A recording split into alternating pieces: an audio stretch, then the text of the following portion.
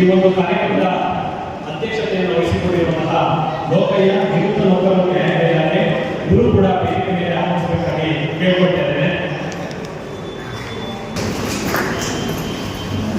ಅದೇ ರೀತಿ Narasimhappa TV high court ವಕೀಲರು ಇವರು ಕೂಡ ವೇದಿಕೆ ಮೇಲೆ ಆಗಮಿಸಬೇಕಾಗಿ ಕೇಳಿಕೊಳ್ತಿದ್ದೇನೆ.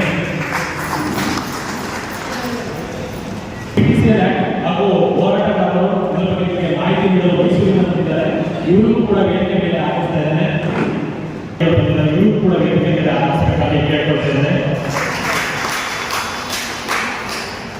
ಸಿದ್ಧಾರ್ಥ್ ಜೋಶಿ ಅವರು ಮನೋಭಾವ ಪದ್ಧತಿ ಕ್ಷೇತ್ರ ನಡೆಯಲು ಉಪನ್ಯಾಸಗಳು ಬೆಂಗಳೂರಿಗೆ ಆಗಮಿಸಿದ್ದಾರೆ. ಇವರು ಕೂಡ ವೇದಿಕೆ ಮೇಲೆ ಇವರು ಕೂಡ ವೇದಿಕೆ ಮೇಲೆ ಆಗಮಿಸಬೇಕಾಗಿ ಕೇಳಿಕೊಳ್ತಿದ್ದಾರೆ. ಶ್ರೀನಿವಾಸ್ ಚಂದ್ರಮೂರ್ತಿ ರಾಜ್ಯ ಸಂಚಾಲಕರು ಇವರು ಕೂಡ ವೇದಿಕೆ ಮೇಲೆ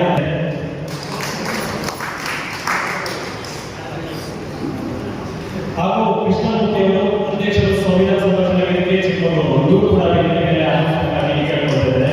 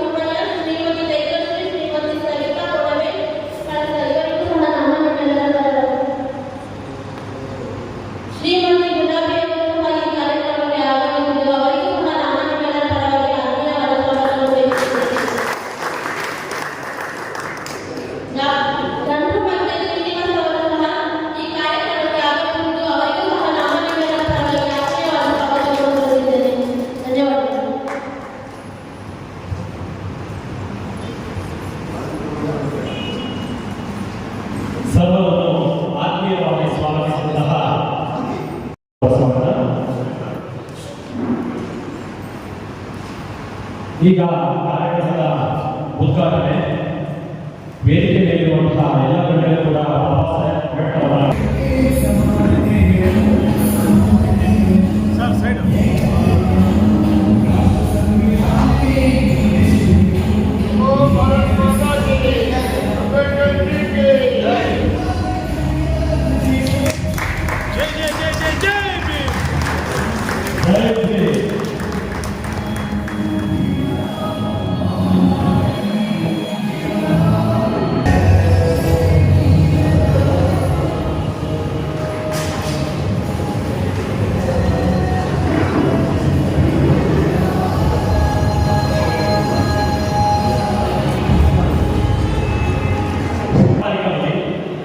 ಈ ಒಂದು ಕಾರ್ಯಕ್ರಮದ ಪ್ರಾಸ್ತಾವಿಕ ನುಡಿಗಳನ್ನ ಕೃಷ್ಣಮೂರ್ತಿ ಅವರು ಸಂವಿಧಾನ ಸಂರಕ್ಷಣಾ ವೇದಿಕೆ ಚಿಕ್ಕಮಗಳೂರು ಅಧ್ಯಕ್ಷರು ಇವರು ಈ ಒಂದು ಕಾರ್ಯಕ್ರಮದ ಪ್ರಾಸ್ತಾವಿಕ ನುಡಿಗಳನ್ನ ಕೇಳಿಕೊಳ್ತಾರೆ.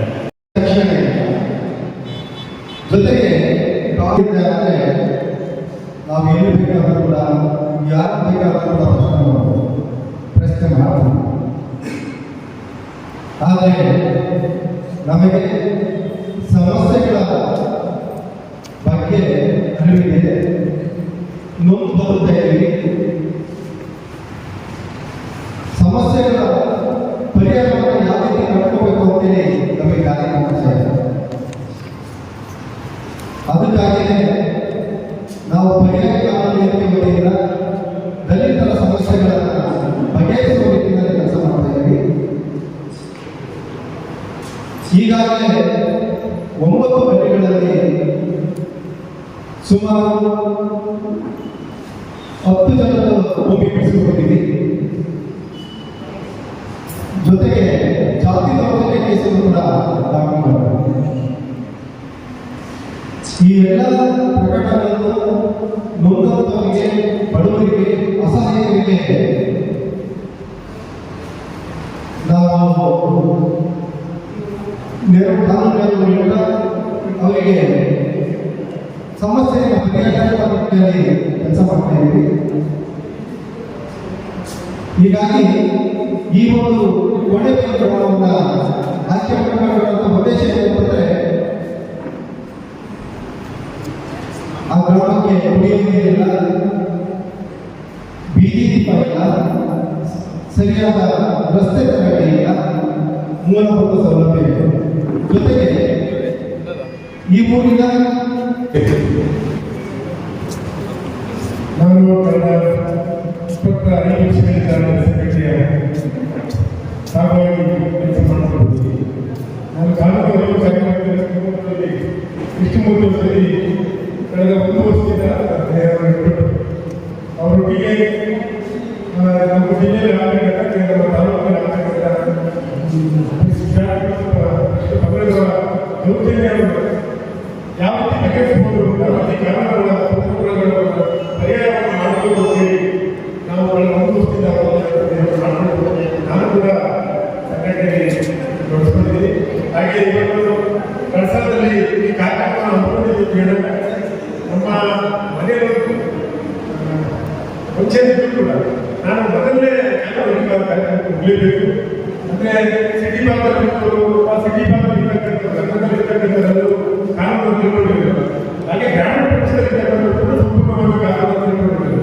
ನಾವು ಕೂಡ ಕಲಿಯೋದು ತುಂಬ ಇದೆ ಅಂತೇಳಿ ಇದು ಕಾನೂನು ಭಾಗವಹಿಸಿ ಚಿಕ್ಕಮಗಳೂರಿನ ಸ್ನೇಹಿತರೊಟ್ಟಿಗೆ ನಾವು ಕೂಡ ನಾನು ಬೆಳಿಗ್ಗೆ ಇಲ್ಲಿಗೆ ಬಂದಿದ್ದೇನೆ. ಹಾಗಾಗಿ ಒಂದು ಕಾರ್ಯಕ್ರಮ ತುಂಬ ಅದ್ಭುತವಾದ ಕಾರ್ಯಕ್ರಮ.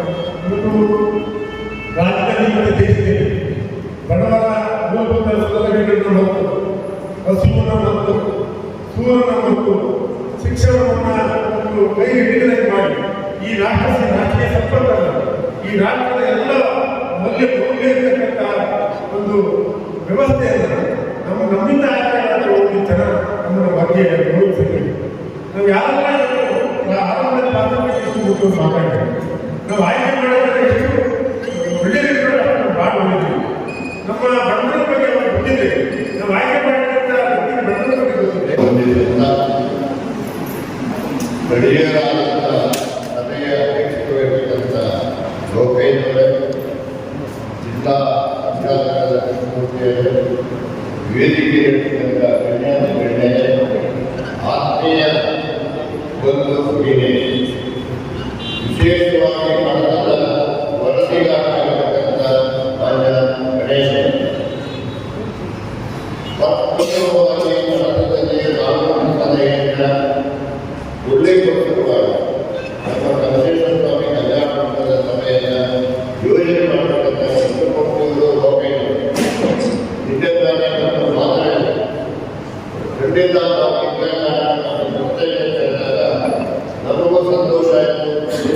ಇಡೀ ಕರ್ನಾಟಕ ರಾಜ್ಯದಲ್ಲಿ ಅತ್ಯಂತ ಜನಗಣತಿ ಪ್ರಕಾರವಾಗಿ ಪರಿಶಿಷ್ಟ ಜಾತಿ, ಪರಿಶಿಷ್ಟ ಪಂಗಡ ಇವತ್ತು ಕರ್ನಾಟಕದಲ್ಲಿ ಅತ್ಯಂತ ಹೆಚ್ಚಿನ ಸಂಖ್ಯೆಯಲ್ಲಿ ಇದೆ ಎಂಬ ಜನಗಣತಿ ವರದಿಯನ್ನು ನಾವು ವಿಶೇಷ ಸೌಲಭ್ಯವನ್ನು ಪಡೆಯಲೇಬೇಕಂತ ಹರಿಜನಾಗಿ ವಿಶೇಷವಾಗಿ ನಮ್ಮ ಕಾಶೇಶ್ವರನ ಕೆಲಸಕ್ಕೆ ಅವರ ಬಿಟ್ಟಿ ಕೆಲಸವನ್ನು ನಾವು ನೋಡಿದಾಗ ಎಷ್ಟು ಚೆನ್ನಾಗಿ ಯೋಜನೆ ಮಾಡದೇ ಇದ್ದರೆ ಇಲ್ಲಿ ಜಾತಿ ಬೇರೆ ಈಶ್ವರನ ಸೇವೆ ಮಾಡಲಿಕ್ಕೆ ಪ್ರತಿಯೊಂದು ವರ್ಗದ ಜನರ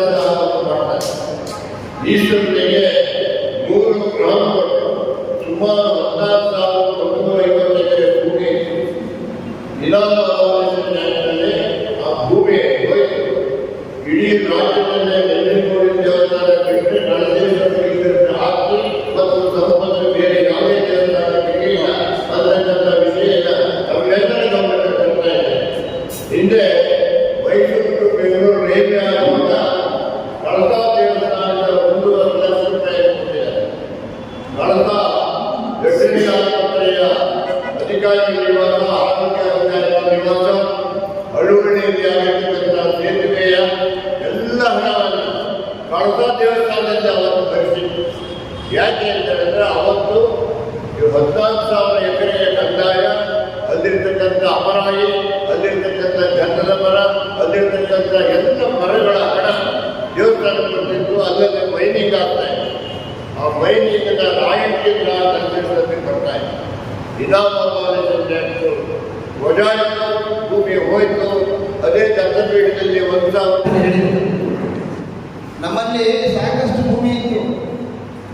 4,500 5,000 ಎಕರೆ ಭೂಮಿ ನಮ್ಮಿಂದ ಹೋಯ್ತು ಅಂತ ಹೇಳಿದ್ರು. ನೋಡಿ, ಒಂದು 4,500 ಎಕರೆ ಭೂಮಿ ಹೋಗ್ತದೆ ಅಂತಂದ್ರೆ ಕನಿಷ್ಠ ಲಕ್ಷ ಜನ ಬದುಕುವ ಬದುಕನ್ನು ಹೋಯ್ತು ಅಂತ.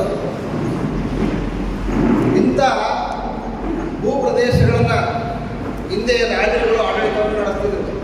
ನಮ್ಮ ದೇಶದಲ್ಲೂ ಕೂಡ ಸುಮಾರು 500 ಚಿಲ್ಲರೆ ರಾಜರ ಮನೆತನಗಳು ಆಡಳಿತವನ್ನು ನಡೆಸ್ತಿದ್ರು. ಆಮೇಲೆ ಈ ರಾಜ ಮನೆತನಗಳು ಒಂದಕ್ಕೊಂದು ಕಚ್ಚಾಟ ಬಡದಾಟಗಳಿಗೆ ತುಂಬಿ ಇಡೀ ದೇಶನ ಬ್ರಿಟಿಷರು ಆವರಿಸ್ಕೊಂಡಿದ್ರು. ಬ್ರಿಟಿಷರು 47ರಲ್ಲಿ ಹೋದ ನಂತರ ಕೆಲವು ರಾಜ್ಯಗಳು ಉಳ್ಕೊಂಡಿದ್ರು. ಅವರಿಗೆಲ್ಲ ಕೆಲವು ಒಂದಷ್ಟು ಖಾಸಗಿಯಾಗಿ ಭೂಮಿ ಎಲ್ಲ ಕೊಟ್ಟು ಅವರಿಂದ ಎಲ್ಲವನ್ನ ವಾಪಸ್ ಸರ್ಕಾರಗಳು ಪಡ್ಕೊಳ್ಳಾಯಿತು. 50ನೇ ಇಸ್ವಿಲಿ 1950ನೇ ಇಸ್ವಿಲಿ ಈ ದೇಶದ ಸಂವಿಧಾನ ಅಂದರೆ ಕಾನೂನು ಜಾರಿಯಾಯಿತು. 51ರಲ್ಲಿ ರಾಜರುಗಳ ಇನಾಮಗಳನ್ನು ರದ್ದು ಮಾಡಲಾಯಿತು. ಎಲ್ಲ ರಾಜರುಗಳಿಗಿದ್ದಂಥ ಇನಾಮ, ಜಾಗೀರು ಇವುಗಳನ್ನೆಲ್ಲವನ್ನ ಅವರ ಹೆಸರಿದ್ದಂಥ ಇನಾಮಗಳನ್ನ ರದ್ದು ಮಾಡಿ ಅದನ್ನು ಸರ್ಕಾರಿ ಭೂಮಿ ಅಂತೇಳಿ ನಿಯತಗೊಳಿಸಲಾಯಿತು. ಫಸ್ಟ್. ಎರಡನೇದು, ಈ ರಾಜರ ಹೆಸರುಗಳಿದ್ದಂಥ ಅವ್ರ ಜೊತೆಗಿದ್ದಂಥ ಅವರ ಕುಟುಂಬಸ್ಥರು ಅನೇಕ ಮಂದಿಗಳು ದೊಡ್ಡ ದೊಡ್ಡ ಭೂಮಾಲೀಕರು ಅತ್ಯಂತ ಪ್ರೀತಿಯನ್ನು ಹೊಂದಿರತಕ್ಕಂಥ ಭೂಮಿ ಜೊತೆ ಇರತಕ್ಕಂಥ ದುಡಿಯುವ ಜನ ಈ ಮಾತನ್ನ ಹೇಳ್ತಾರೆ. ಯಾಕೆ ಮುಂಜಾನೆ ಎದ್ದು ಭೂಮಿನೇ ನೋಡಬೇಕು, ಭೂಮಿಯನ್ನೇ ನೆನೆಯಬೇಕು ಅಂದರೆ ಈ ಭೂಮಿಯಲ್ಲಿ ಸಕಲ ಸಂಪತ್ತುಗಳು ಈ ಭೂಮಿಯಲ್ಲಿ ಇರೋದು. ನೀವೇನು ಸಂಪತ್ತಿದೆ, ಚಿನ್ನ, ವಜ್ರ, ವೈಡೂರ್ಯ, ನಾವು ತಿನ್ನುವಂಥ ಅನ್ನ, ಕಲ್ಲಿದ್ದಲು ಅಥವಾ ಇನ್ನೊಂದು ಏನೇನಿದೋ ಅದೆಲ್ಲವೂ ಕೂಡ ಭೂಮಿನೇ ಸಿಗುತ್ತೆ. ಅದಕ್ಕೆ ಈ ಭೂಮಿ ಒಂದು ಸಂಪತ್ತಿನ ಕೇಂದ್ರ. ಈ ಭೂಮಿಯಿಂದಲೇ ಇಲ್ಲ, ಈ ಭೂಮಿಯಿಂದ ಬಂದಂಥ ಮಕ್ಕಳೇ IAS, IPS, ಇನ್ನೂ ಬೇರೆ ಬೇರೆ ಎಲ್ಲವನ್ನ ಕಲ್ತಿರೋದು. ಈ ಭೂಮಿಗಾಗಿನೇ ಕಲನಗಳು ನಡೆಯುತ್ತೆ, ಈ ಭೂಮಿಗಾಗಿನೇ ಜಗಳಗಳು ನಡೆಯುತ್ತೆ, ಈ ಭೂ ಸಂಪತ್ತಿಗಾಗಿನೇ ಅಧಿಕಾರಗಳು ಬರೋದು. ಅದಕ್ಕೆ ಈ ಭೂಮಿಯ ಕುರಿತು ಜನಪದರು ನಾವು ಮುಂಜಾನೆ ಭೂಮಿಯನ್ನು ನೋಡಬೇಕು, ಭೂಮಿಯನ್ನು ನೆನೆಯಬೇಕು ಅಂತ ಹೇಳ್ತಕ್ಕಂಥ ಮಾತನ್ನ ಹೇಳ್ತಾರೆ.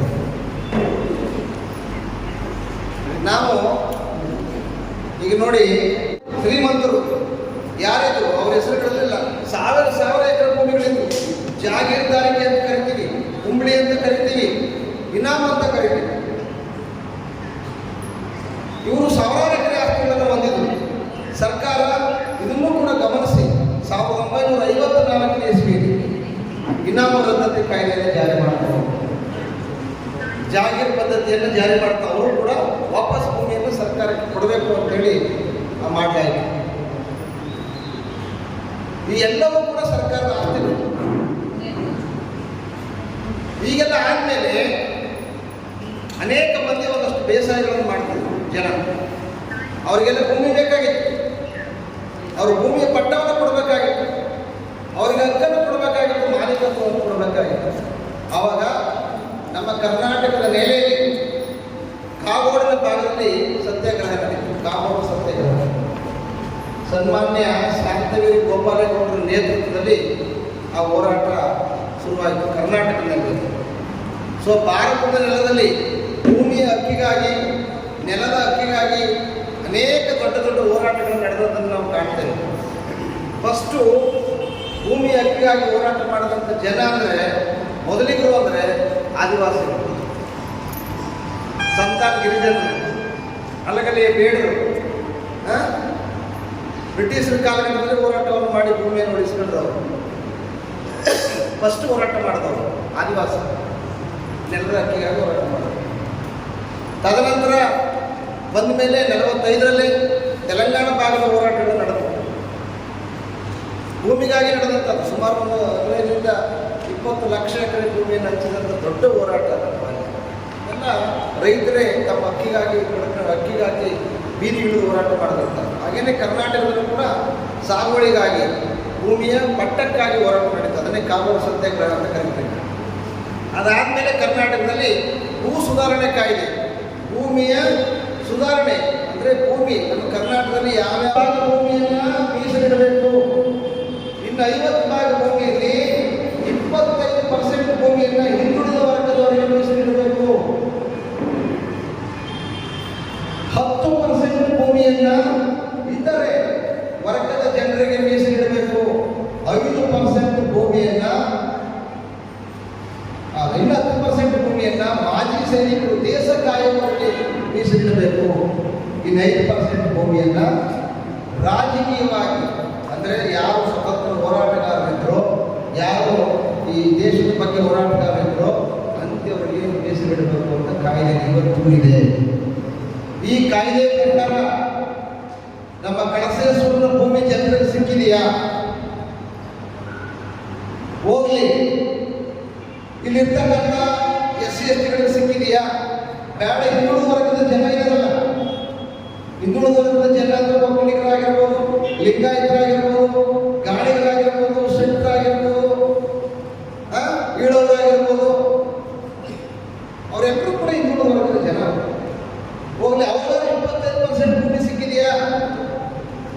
ಇಲ್ಲ. ಇನಾಮು ಅಂದರೆ ಅರ್ಚಕರಿಗೂ ಇನಾಮುಗಳಿತ್ತು. ಅರ್ಚಕರ ಇನಾಮ ಆ ಅರ್ಚಕರ ಕುಟುಂಬದವರು ಇನಾಮ ಅಂತ ಮಾಡ್ಕೊಂಡಿದ್ರು. ಅದನ್ನು ವಾಪಸ್ ಸರ್ಕಾರಕ್ಕೆ ಹೆಚ್ಚುವರಿ ಇದ್ದರೆ 500 ಎಕರೆ 50 ಎಕರೆ ಮೇಲಿದ್ರೆ ಸರ್ಕಾರ ಕೊಟ್ಟಿರಬೇಕು. ಕೊಟ್ಟ ಮೇಲೆ ಕನಿಷ್ಠ ಒಂದು 12 ಎಕರೆ ಭೂಮಿನ ಅವ್ರಿಗೆ ಇರಬೇಕು ಅರ್ಚಕರಿಗೆ. ಇದೆಯಾ? ಇಲ್ಲ. ಭೂಮಿನೇ ಇಲ್ಲ. ಏನು ಸಹ ನಮಗೆ ಗೊತ್ತೇ ಇಲ್ಲ. ಇದ್ದರೆ ನಾವೆಲ್ಲೂ ಕೇಳಿರಲಿಲ್ಲ. ನಾವು ಬೆಳಿಗ್ಗೆ ಕೆಲಸಕ್ಕೆ ಹೋಗ್ತೀವಿ, ಸಂಜೆ ಬಂದರೆ ಯಾವುದೋ ಧಾರಾವಾಹಿ ಬರ್ತಿರ್ತದೆ, TV ನೋಡ್ಕೊತೀವಿ, ಮೊಬೈಲ್ ಬಂದಿದೆ, ಮೊಬೈಲಲ್ಲಿ ಒಂದಷ್ಟು ಚಾಟ್ ಮಾಡ್ತೀವಿ, ಕೂತ್ಕೊಂಡು ಸುಮ್ಮನೆ ಇರ್ತೀವಿ. ಇವತ್ತು ಬಂದು ಹೇಳ್ತಿದ್ದಾರೆ ಇಷ್ಟಿನ ಎಲ್ಲೋಗಿದೆ ಅಂತ ಕೇಳಿ. ಇದು ಕಾನೂನು. ಈ ಕಾನೂನು ಅರಿವನ್ನು ಮೂಡಿಸ್ಬೇಕು ಅಂತಕ್ಕಂಥ ದೃಷ್ಟಿಯಲ್ಲೇ ಇಂಥ ಕಾರ್ಯಕ್ರಮಗಳನ್ನು ಮಾಡ್ತಾ ಇದ್ದಾರೆ. ನಾವು ದಿನ ಸಂತೆ ಬರ್ತೀವಿ, ಊಟ ಮಾಡ್ತೀವಿ, ತಿಂಡಿ ತಿಂತೀವಿ, ಆಮೇಲೆ ಇನ್ನೇನಾದ್ರು ತಗೊಂಡು ಹೋಗ್ತೀವಿ. ಮನೆಯಲ್ಲಿ ಭಾನುವಾರ ಬಾಳೆ ಊಟ ಮಾಡ್ತೀವಿ, ಗಾಂಧಿ ಹಬ್ಬ ಮಾಡ್ತೀವಿ, ಎಲ್ಲ ಹಬ್ಬ ಮಾಡ್ತೀವಿ. ಆದರೆ ಅರಿವು, ತಿಳುವಳಿಕೆ ಇದೆಯಲ್ಲ, ಕನಿಷ್ಠ ತಿಳುವಳಿಕೆ ಇದೆಯಲ್ಲ, ಇಂಥ ಕಾರ್ಯಕ್ರಮಗಳಲ್ಲಿ ಜನ ಅರ್ಥ ಮಾಡ್ತಾರೆ. ಇದನ್ನು ನೀವೆಲ್ಲೂ ಪ್ರಶ್ನೆ ಮಾಡಲಿಲ್ಲ, ನೀವೆಲ್ಲೂ ಕೇಳಲಿಲ್ಲ ಅಂತಂದರೆ ನಿಮಗೆ ಅಲ್ಲ ಮುಂದಿನ ಪೀಳಿಗೆಗೆ ವಾಸ ಮಾಡಲಿಕ್ಕೂ ಕೂಡ ಭೂಮಿ ಸಿಗಲ್ಲ. ಮುಂದಿನ ಪೀಳಿಗೆಗೆ ವಾಸ ಮಾಡಲಿಕ್ಕೂ ಕೂಡ ಭೂಮಿ ಸಿಗಲ್ಲ. ಅರಣ್ಯ ಇಲಾಖೆ ಅಂತ ಬರ್ತಾನೆ, ಇದು ಅರಣ್ಯ, ನೀವು ಆಚೆ ಹೋಗ್ಬೇಕಂತ. ಹೌದಪ್ಪ, ನಿಮ್ಮ ಅರಣ್ಯ ಕಾಯ್ದೆ ಪ್ರಕಾರ 50 ಗಿಡ ಇದ್ದರೆ 50 ಮರಗಳಿದ್ರೆ ಅದು ಅರಣ್ಯ ಅಂತ ಕನ್ಸಿಡರ್ ಮಾಡಬೇಕು ಅಂತೀನಿ. ಹಾಗಾದ್ರೆ ಮಲೆನಾಡಲ್ಲಿ 100 ಗಿಡಗಳಿರ್ತವೆ, ಅದನ್ನು ಅರಣ್ಯ ಅಂತ ಆಚೆ ಮಾಡಬೇಕು. ಅರಣ್ಯದಲ್ಲಿ ಕೂಡ 3 ವಿಧಗಳಿವೆ. ಒಂದು ರಕ್ಷಿತ ಅರಣ್ಯ ಪ್ರದೇಶ. ಆದರೆ ಅರಿವು, ತಿಳುವಳಿಕೆ ಇದೆಯಲ್ಲ, ಕನಿಷ್ಠ ತಿಳುವಳಿಕೆ ಇದೆಯಲ್ಲ, ಇಂಥ ಕಾರ್ಯಕ್ರಮಗಳಲ್ಲಿ ಜನ ಅರ್ಥ ಮಾಡ್ತಾರೆ. ಇದನ್ನು ನೀವೆಲ್ಲೂ ಪ್ರಶ್ನೆ ಮಾಡಲಿಲ್ಲ, ನೀವೆಲ್ಲೂ ಕೇಳಲಿಲ್ಲ ಅಂತಂದರೆ ನಿಮಗೆ ಅಲ್ಲ ಮುಂದಿನ ಪೀಳಿಗೆಗೆ ವಾಸ ಮಾಡಲಿಕ್ಕೂ ಕೂಡ ಭೂಮಿ ಸಿಗಲ್ಲ. ಮುಂದಿನ ಪೀಳಿಗೆಗೆ ವಾಸ ಮಾಡಲಿಕ್ಕೂ ಕೂಡ ಭೂಮಿ ಸಿಗಲ್ಲ.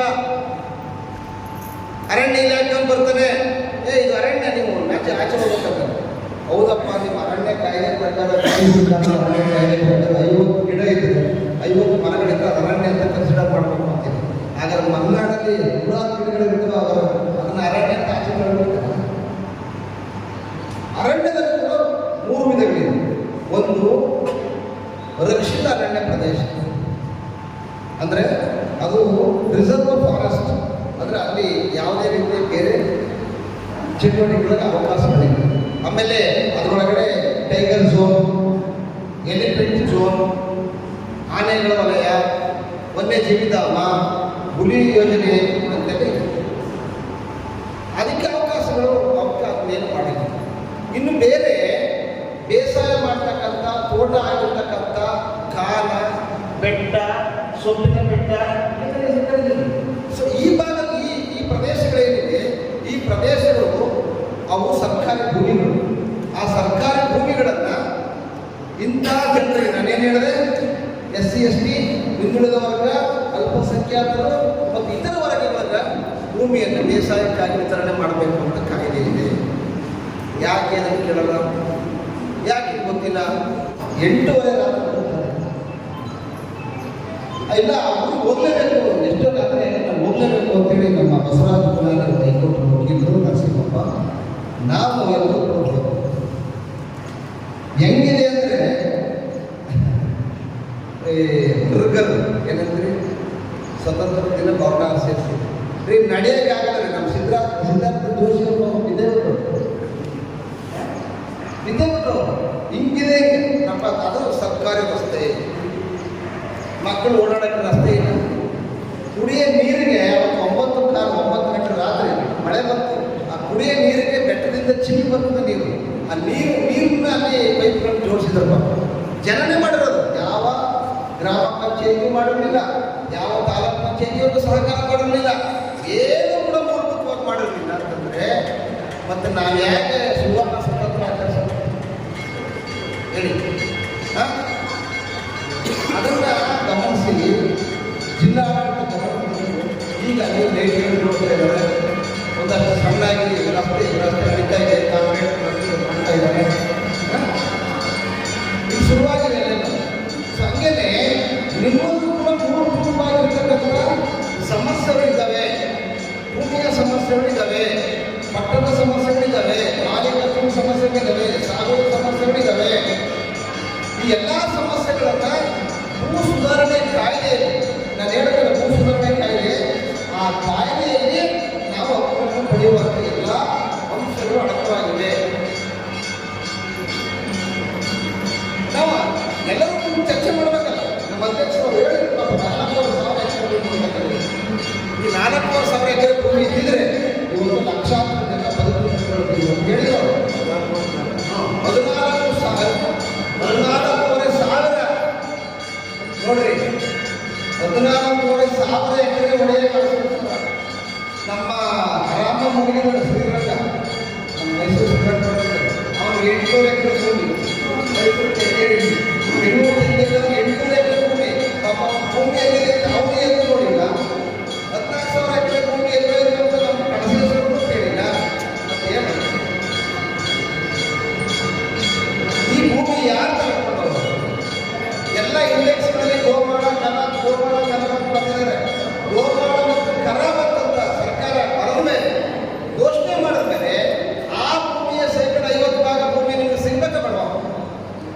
ಸಿಗ್ಬೇಕ ಬೇಡ? ಕನಿಷ್ಠ ಜೀವನ ಮಾಡೋಕ್ಕಾದ್ರೂ ಬೇಕಲ್ಲ. ಹಾಗಾದ್ರೆ ಭೂಮಿಯನ್ನು ಯಾರು ಹೇಳ್ಕೊಂಡ್ರು? ಎಲ್ಲಿ ಹೋಯಿತು? ಅಧಿಕಾರಿಗಳು ಏನು ಮಾಡಿದರು? ಕಂದಾಯ ಅಧಿಕಾರಿಗಳು ಏನು ಮಾಡಿದರು? ಜಿಲ್ಲಾಡಳಿತ ಏನು ಮಾಡಿದ್ರು? ನಮ್ಮನ್ನು ಆಳವರು ಏನು ಮಾಡಿದರು? ಇದು ನಮ್ಮ ಮುಂದೆ ಇರ್ತಕ್ಕಂಥ ಸವಾಲಿನ ಪ್ರಶ್ನೆ. ನಮ್ಮ ಮಕ್ಕಳ ಭವಿಷ್ಯದ ಕಡೆಗೆ ಈಗ ಈ ತಲೆಮಾರು ಆಯ್ತಪ್ಪ, ಈ ತಲೆಮಾರು ಆದ್ಮೇಲೆ ಮುಂದಿನ ತಲೆಮಾರಿಗೆ ಏನು ಮಾಡ್ತೀವಿ? ಅವರು ಬದುಕಬೇಕಲ್ವ? ಅವರು ಬೆಳಿಬೇಕಲ್ಲ, ಅವರು ಜೀವನ ಮಾಡಬೇಕಲ್ಲ, ಅವರು ಬದುಕನ್ನು ಕಟ್ಟಬೇಕಲ್ಲ. ಬದುಕನ್ನು ಕಟ್ಟಬೇಕು ಅಂತಂದರೆ, ಜೀವನ ಮಾಡಬೇಕು ಅಂತಂದರೆ, ಘನತೆಯಿಂದ ಬದುಕಬೇಕು ಅಂದರೆ ಭೂಮಿ ಬೇಕೇ ಬೇಕು. ಭೂಮಿ ಬೇಕೇ ಬೇಕು. ಇಲ್ಲ ಅಂತಂದರೆ ಯಾವ ಘನತೆ ಜೀವನ ಕಟ್ಟಲಿಕ್ಕಾಗಲ್ಲ, ಗೌರವದಿಂದ ಬದುಕಲಿಕ್ಕಾಗಲ್ಲ. ಗೌರವ ಘನತೆ ಇರಬೇಕು ಅಂದರೆ ಭೂಮಿ ಇರಬೇಕು. ಭೂಮಿ ಇರಬೇಕಂದ ತಕ್ಷಣಕ್ಕೆ 100 ಎಕರೆ ಆಸ್ತಿ ಅಂತಲ್ಲ, ಕನಿಷ್ಠ ಸರ್ಕಾರ ಏನು ಹೇಳ್ತದೋ ಆ ಪ್ರಕಾರವಾಗಿರೋ ಭೂಮಿ ಅಂತ ಇರಲೇಬೇಕು. ಇದು ಕಾನೂನು ನಡೆಯಲಿದೆ. ಈ ಕಾನೂನಲ್ಲಿ ಇದೆ. ಅದು ಸಾವಿರ ಎಕರೆ ಆಸ್ತಿಗಳಿರ್ತಕ್ಕಂಥ ಪ್ರದೇಶಗಳು ಇದ್ದಾವೆ. ಅದನ್ನು ಪ್ರಶ್ನಿಸುವ, ಕೇಳುವ ಒಂದು ನಿಯಮವನ್ನು ನಾವು ತಿಳ್ಕೊಳ್ಳೋದು, ಕಾನೂನನ್ನು ತಿಳ್ಕೊಳ್ಳೋದು. ಆ ಅರಿವು ಬಂದಾಗ ಜನ ಅದನ್ನು ಪಡ್ಕೊಳ್ಳಿಕ್ಕೆ ಮುಂದಾಗ್ತಾರೆ. ಈ ಕಾನೂನು ಅರಿವನ್ನು ಪಡಿಬಾರ್ದು, ನಿಮಗೆ ತಿಳ್ಕೊಳ್ಬಾರ್ದು. ನೀವು ಹಂಗೇ ಕೂತಿರ್ಬೇಕು. ಕಂಡವ್ರ ಮನೆ ಜೀವನದ ಬಗ್ಗೆ ನೋಡೇ ಕಣ್ಣೀರು ಸುರಿಸ್ಬೇಕು. ನಿಮ್ಮ ಮನೆಯದ್ರ ಬಗ್ಗೆ ಎಂದೂ ಆಲೋಚನೆ ಮಾಡಬಾರ್ದು. ನೀವು ಧಾರಾವಾಹಿ ನೋಡೋದೇ ನಿಮ್ಮನ್ನೇ ನೋಡೋದು. ಬೇರೆಯವ್ರ ಮನೆ ಒಂದು ಎಷ್ಟು 12 ಮಂದಿ, ಒಂದು 10 ಮಂದಿ ಕೈ 12 ಮಂದಿ ಸಾಕ ಬರತ್ತೇನಿಲ್ಲಣ್ಣ ಸಾಕ. ನಿಮ್ಮ ಹುಡುಗರಿಗೆಲ್ಲ ಭೂಮಿ ಇದೆಯಾ? ಇಲ್ಲ, ನಮ್ಗೆ ಗೊತ್ತೇ ಇಲ್ಲ ಸರ್. ನಾವು ಹೆಂಗಂದ್ರೆ ನಾನೇ ಹೋಗಿ ಮನಸ್ಸನ್ನು ಕೊಟ್ಟಿದ್ದೆ ಸರ್. ಭೂಮಿ ಇದೆ ಎಲ್ಲ ಪಾಲಿಸ್ತಾ ನಿಮಗೆ ಭೂಮಿ ಇದೆ, ಹಕ್ಕಿನ ಸಿಕ್ಕಿಲ್ಲ. ಹೌದು, ಎಲ್ಲ ಬೆಳೀತಿದ್ದಾರೆ. ನಿಮಗೆ ಭೂಮಿ ಇದೆ, ನಿಮಗೆ ಹಕ್ಕಿಲ್ಲ. ಭೂಮಿ ಹಕ್ಕನ್ನು ಪಡ್ಕೊಳ್ಬೇಕು ಅಂದ್ರೆ ನೀವು ಇವತ್ತು ಅಧಿಕಾರಿಗಳು ಕೊಡ್ತಾ ಇಲ್ಲ. ಅರ್ಜಿಗಳನ್ನ ಕೊಡಬೇಕು. ಅಂತ ಅರ್ಜಿಗಳು ಕೊಡೋ ಸಂಖ್ಯೆ ಎಷ್ಟಿದೆ ಅಂತ ಕೇಳಿದೆ ನಾನು. ಆಯ್ತಲ್ಲ, ಒಂದು ಹಕ್ಕುಗಳ ಬಗ್ಗೆ ಆಯ್ತು. ಇನ್ನೊಂದು ಬಗ್ಗೆನೂ ಒಂದಷ್ಟು ಹೇಳ್ಬೋದಾ? ಆಯ್ತು. ಇನ್ನೊಂದು PTCL ಕಾಯ್ದೆ ಅಂತಿದೆ. ಏನು ಸರ್ ಇದು ಹೊಸದಾಗಿ ಹೇಳ್ತೀವಿ? ನಾನು KPTC ಅಂತ ಕೇಳಿದ್ದೀನಿ, PTCL ಹೇಳ್ತಿದ್ದಾರೆ. ಅರ್ಥ ಕೇಳ್ಬೋದು. KPTCL ಅಂದ್ರೆ ಕರೆಕ್ಟ್. ಇದು PTCL ಅಂತಂದ್ರೆ ಪರಿಶಿಷ್ಟ ಜಾತಿ, ಪರಿಶಿಷ್ಟ ವರ್ಗಗಳ ಜಮೀನುಗಳನ್ನು ಮನೆಬಾರಿ ಮಾಡುವ ನಿಷೇಧ ಕಾಯ್ದೆ. ಅಂದರೆ ನಾನು ಹೇಳಿದ್ನಲ್ಲ, 63ನೇ ಇಸ್ವಿನಾಗಿರ್ಬೋದು, 70ನೇ ಇಸ್ವಿನಾಗಿರ್ಬೋದು, 80ನೇ ಇಸ್ವಿನಾಗಿರ್ಬೋದು, ಅಥವಾ 1900 ಮಂಜೂರಾತಿ ಆಗಿರ್ತಕ್ಕಂಥ ಜಮೀನುಗಳನ್ನು ನೀವೇನಾದರೂ ಅವತ್ತಿನ ಕಾಲದಲ್ಲಿ ಒಬ್ಬಟ್ಟಿಗೋ, ಹೋಳಿಗೆಗೋ, ಕಜ್ಜಾಯಕ್ಕೋ, ಅಥವಾ ಕೆಲವೊಂದಷ್ಟು ಇನ್ನೇನೇನಕ್ಕೋ, ಅಥವಾ ಸಣ್ಣ ಪುಟ್ಟ ಇದಕ್ಕೋ, ಮಗಳ ಮದುವೆಗೋ, ಅಥವಾ ಮೂಗುತಿ ತಗೊಳ್ಳೋಕ್ಕೋ, ಬಟ್ಟೆ ತಗೊಳ್ಳೋಕೆ ಹಿಂಗ್ಯಾರು ಬಿಟ್ಬಿಟ್ಟಿದ್ರೆ, ಎಬ್ಬೇಳೋದ್ಬಿಟ್ಟು ಮಾರಾಟ ಮಾಡಿಬಿಟ್ಟಿದ್ರೆ, ಅಂಥ ಜಮೀನುಗಳನ್ನು ಮತ್ತೊಮ್ಮೆ ಮರುಸ್ಥಾಪಿತ ಅಂದರೆ ಆ ಜನವರ್ಗನ ಮಾಡಲಾಗಿದೆ. 79ನೇ ಇಸ್ವಿಯಲ್ಲಿ ಈ ಕಾಯ್ದೆಯನ್ನು ಜಾರಿ ಮಾಡಲಾಗಿದೆ.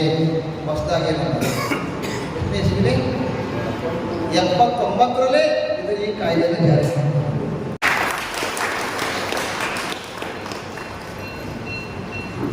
ನಮ್ಮ ಅಸಮ ಸಂಘದ ಅಧ್ಯಕ್ಷರು ಕೂಡ ಬಂದಿದ್ದಾರೆ. ಅವರು ಕೂಡ ಸ್ವಾಗತ ಮಾಡ್ತಾ ಇದ್ದಾರೆ. ನಮ್ಮ ಸಂಸ್ಥೆಯಿಂದ ಆ ಸಂವಿಧಾನದ ಬಗ್ಗೆ ಒಂದು ಪ್ರಬಂಧ ಬಂದಂಥ ಹಿರೇಬೇರು ಸುದ್ದಿಯವರು ಬಂದಿದ್ದಾರೆ. ಅವರು ಕೂಡ ಸ್ವಾಗತ ಮಾಡ್ತಾರೆ.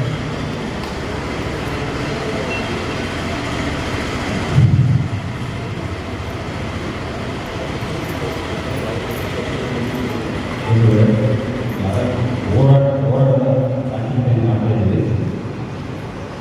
ಕಟ್ಟುತ್ತೇವ ನಾವು ಕಟ್ಟುತ್ತೇವ ನಾವು ಕಟ್ಟೆ ಕಟ್ಟುತ್ತೇವ ನಾವು ಕಟ್ಟುತ್ತೇವ ನಾವು ಕಟ್ಟೆ ಕಟ್ಟುತ್ತೇವ ಒಳದ ಮನಸ್ಸುಗಳ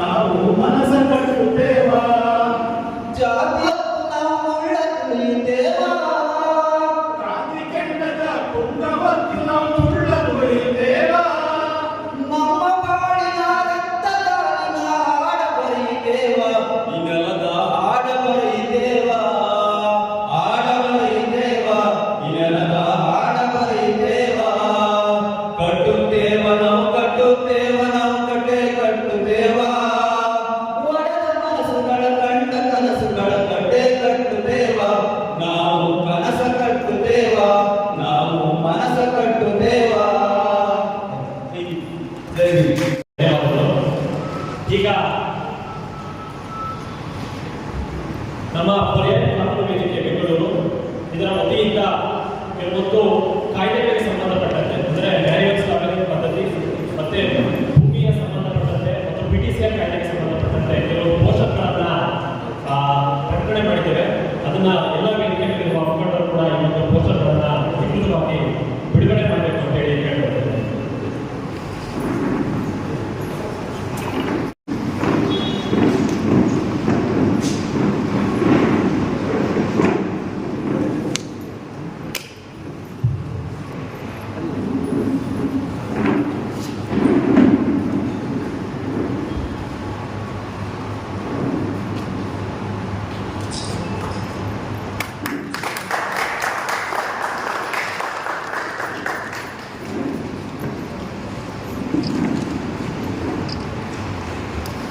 ಇವರು SC/ST ಪ್ರಿವೆನ್ಷನ್ ಅಂದರೆ ಅಟ್ರಾಸಿಟಿ ಕಾಯ್ದೆ ಬಗ್ಗೆ ನಿಮಗೆ ಉಪನ್ಯಾಸವನ್ನು ನೀಡಲಿದ್ದಾರೆ.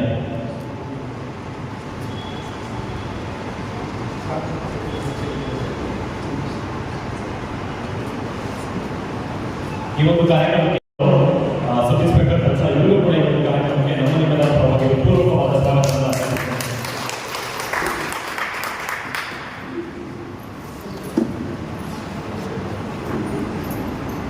ಎಲ್ರಿಗೂ ಜೈ ಭೀಮ್.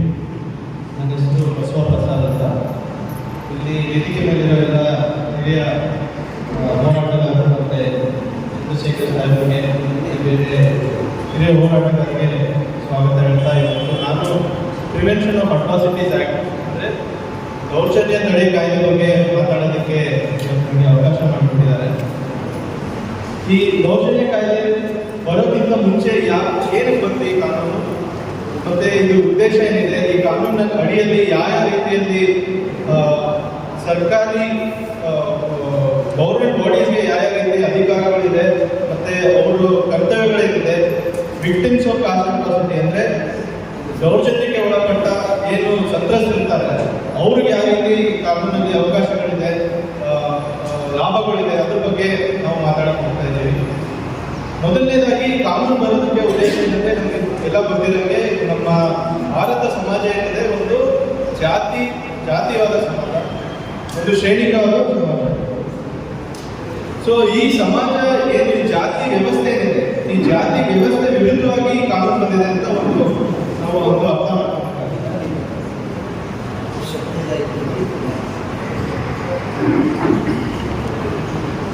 ಸೊ ಈ ಕಾನೂನು ಜಾತಿ ವ್ಯವಸ್ಥೆ ಏನಿದೆ ಸಮಾಜ ಅದ್ರ ವಿರುದ್ಧವಾಗಿ ಕಾನೂನು ಬಂದಿದೆ ಅಂತ ನಾವು ಅರ್ಥ. ಈ ಕಾನೂನು ಬರೋಕ್ಕಿಂತ ಮುಂಚೆ ನಮ್ಮ ಸ್ವಾತಂತ್ರ್ಯ ಸಿಕ್ಕಾದ್ಮೇಲೆ ನಮ್ಮ ಸಂವಿಧಾನದಲ್ಲಿ ಕೆಲವು ಸೆಕ್ಷನ್ಸ್ ಪ್ರಾವಿಷನ್ಸ್ ಅಂತ ಇದೆ. ಸಂವಿಧಾನದಲ್ಲಿ ನಮ್ಮ ಬಾಬಾ ಸಾಹೇಬ್ ಅಂಬೇಡ್ಕರ್ ಕೊಟ್ಟಿದ್ದ ಸಂವಿಧಾನದಲ್ಲಿ ಮೊದಲನೇದಾಗಿ ಕೆಲವು ಅಂಶಗಳು ಅಂದರೆ ಸಂವಿಧಾನದ ಮೌಲ್ಯಗಳೇನಿತ್ತು ಅಂದರೆ ಒಂದು ಲಿಬರ್ಟಿ, ಈಕ್ವಾಲಿಟಿ ಅಂಡ್ ಫ್ರೆಟರ್ನಿಟಿ ಅಂದರೆ ಭ್ರಾತೃತ್ವ ಮತ್ತೆ ಸ್ವಾತಂತ್ರ್ಯ ಮತ್ತೆ ಸಮಾನತೆ, ಈ ಮೂರು ಮೌಲ್ಯಗಳು ನಮ್ಮ ಸಂವಿಧಾನದಲ್ಲಿ ಹೇಳಿದೆ. ಈ ಸಂವಿಧಾನದ ಮೌಲ್ಯಗಳೇನಿದೆ ನಮ್ಮ ಜಾತಿ ವ್ಯವಸ್ಥೆ ಏನಿತ್ತು ಸಮಾಜದ್ದು ಅದ್ರ ವಿರುದ್ಧವಾಗಿ ಈ ಮೌಲ್ಯಗಳು ನಾವು ನೋಡ್ಬೋದು ಸಂವಿಧಾನದಲ್ಲಿದೆ ಅಂತ. ಈ ಮೌಲ್ಯಗಳ ಜೊತೆ ಕೆಲವು ಪ್ರಾವಿಷನ್ಸ್ ಇತ್ತು. ಮೊದಲನೇದಾಗಿ ಆರ್ಟಿಕಲ್ 14 ಅನುಚ್ಛೇದ 14. ಮೊದಲನೇದಾಗಿ ಆರ್ಟಿಕಲ್ 14 ಏನು ಹೇಳುತ್ತಂದ್ರೆ ಕಾನೂನು ರೀತಿಯಲ್ಲಿ ಎಲ್ಲರೂ ಸಮಾನರು, ಯಾರು ಮೇಲಿಲ್ಲ ಯಾರು ಕೀಳಿಲ್ಲ ಅಂತ ಆರ್ಟಿಕಲ್ 14 ಹೇಳುತ್ತೆ. ಈ ಪ್ರಾವಿಷನ್ ಏನಿದೆ ನಮ್ಮ ಜಾತಿ ವ್ಯವಸ್ಥೆ ಏನಿದೆ ಅದ್ರ ವಿರುದ್ಧವಾಗಿ ನಾವು ನೋಡ್ಬೋದು. ಯಾಕಂದ್ರೆ ಜಾತಿ ವ್ಯವಸ್ಥೆ ನಮಗೆಲ್ಲ ಗೊತ್ತಿರೋ ಹಾಗೆ ಕೆಲವು ವರ್ಗಗಳು ಆ ಕಾನೂನು ರೀತಿಯಲ್ಲಿ ಅವರು ಮೇಲಿರ್ತಾರೆ, ಕೆಲವು ವರ್ಗಗಳು ಕೀಳಿರ್ತಾರೆ. ಆ ಅಂಶವನ್ನ ವಿರುದ್ಧ ಮಾಡಿ ನಮಗೆ ಆರ್ಟಿಕಲ್ 14 ಸಿಗುತ್ತೆ.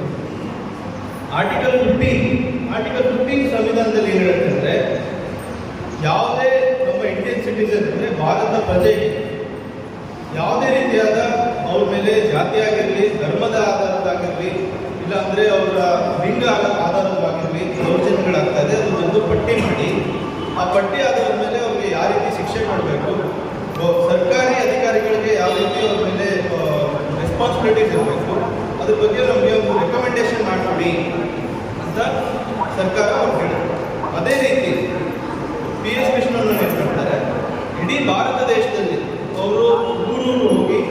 ದಲಿತರ ಮೇಲೆ ಯಾವ ರೀತಿ ದೌರ್ಜನ್ಯಗಳಾಗುತ್ತೆ ಅನ್ನೋದ್ರ ಬಗ್ಗೆ ಒಂದು ಪಟ್ಟಿ ಮಾಡ್ತಾರೆ.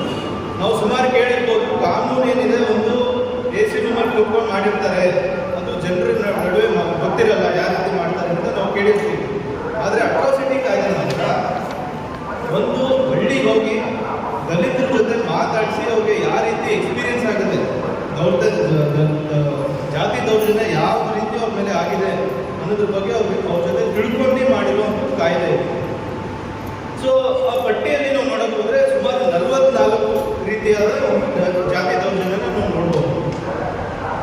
ಯಾವ ರೀತಿ ಇದೆ ಅಂದರೆ ಬರೀ ದಲಿತರ ಮೇಲೇ ಅವ್ರಿಗೆ ಅವ್ರ ಭೂಮಿನ ಕಬಳಿಕೆ ಮಾಡೋದು, ಅವ್ರಿಗೆ ಗ್ರಾಮ ಪಂಚಾಯತಿ ಎಲೆಕ್ಷನಲ್ಲಿ ನಿಂತ್ಕೊಂಬೇಡ ಅಂತ ಒಂದು ಬೆದರಿಸೋದು, ಇಲ್ಲಾಂದರೆ ಅವ್ರಿಗೆ ವೋಟ್ ಹಾಕಬಾರ್ದು ಅಂತ ಒಂದು ಬೆದರಿಸೋದು, ಇಲ್ಲಾಂದರೆ ಜಾತಿ ನಿಂದನೆ ಮಾಡೋದು, ಇಲ್ಲಾಂದರೆ ಅವ್ರ ಕೇರಿಯಲ್ಲಿ ಉಚ್ಚೆ ಕೊಡಿಸೋದು, ಹೇಲ್ ಹಾಕೋದು, ಇಲ್ಲಾಂದರೆ ಅವ್ರ ಬಾಯಲ್ಲಿ ಉಚ್ಚೆ ಕೊಡಿಸೋದು, ಈ ಥರ ಸಂದರ್ಭಗಳು ಆಗಿದೆ, ಘಟನೆಗಳಾಗಿದೆ.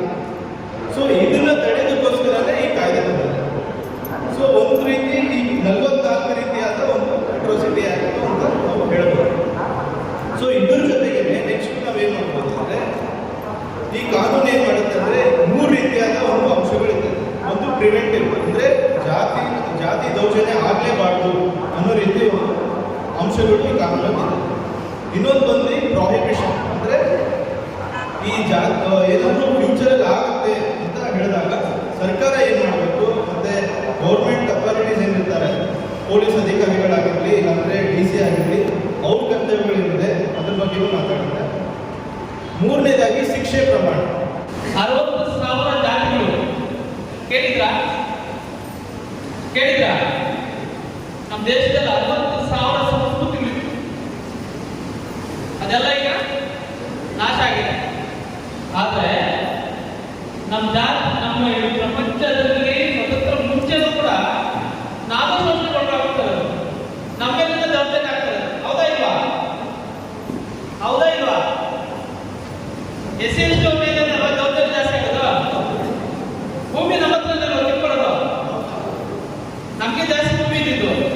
ಯಾಕಂತಂದ್ರೆ ನಾವೇ ದುಡಿತಾ ಇದ್ದೀವಿ ಅಲ್ವಾ? ಬೇರೆಯವ್ರು ದುಡಿತಾರ, ಕೂಲಿ ಕೆಲಸ ಮಾಡ್ತಾರ, ಅಡಿಕೆ ಮರ ಹತ್ತಕ್ಕೆ ಆಗತ್ತ ಅವರಿಂದ?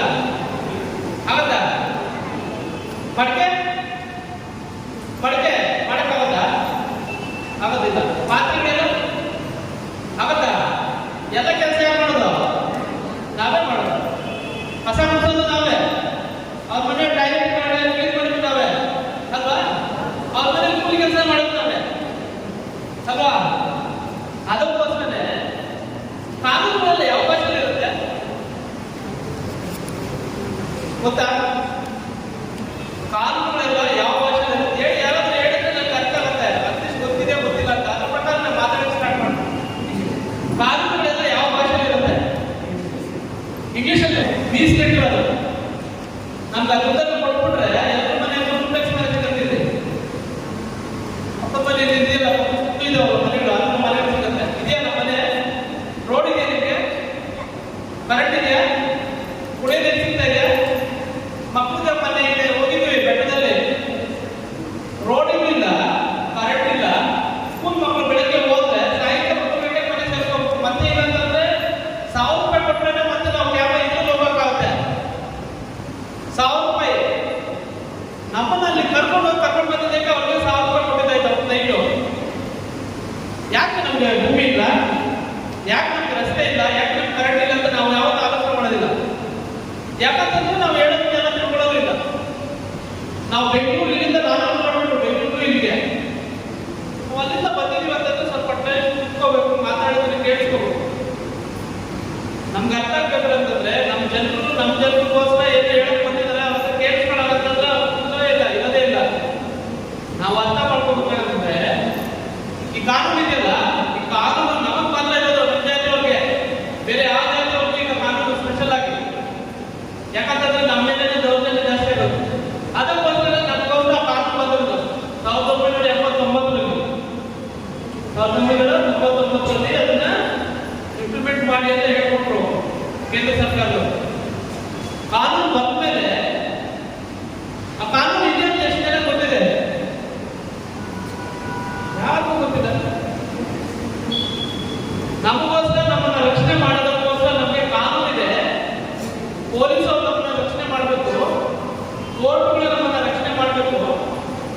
ಸರ್ಕಾರಿ ಅಧಿಕಾರಿಗಳು ಸೋಷಿಯಲ್ ವೆಲ್ಫೇರ್ ಡಿಪಾರ್ಟ್ಮೆಂಟ್ ಅವರು ನಮಗೆ ರಕ್ಷಣೆ ಕೊಡಬೇಕು ಅಂತ ಇದೆ ಅದರಲ್ಲಿ ಕಾನೂನಲ್ಲಿ. ನಮಗೆ ಗೊತ್ತಿಲ್ಲ, ಪೊಲೀಸರು ಗೊತ್ತಿದ್ರು ಕೂಡ ನಮಗೆ ಹೇಳ್ಕೊಡೋದಿಲ್ಲ, ಗೊತ್ತಿದ್ರು ಕೂಡ ನಮಗೋಸ್ಕರ ಕೆಲಸ ಮಾಡೋದಿಲ್ಲ.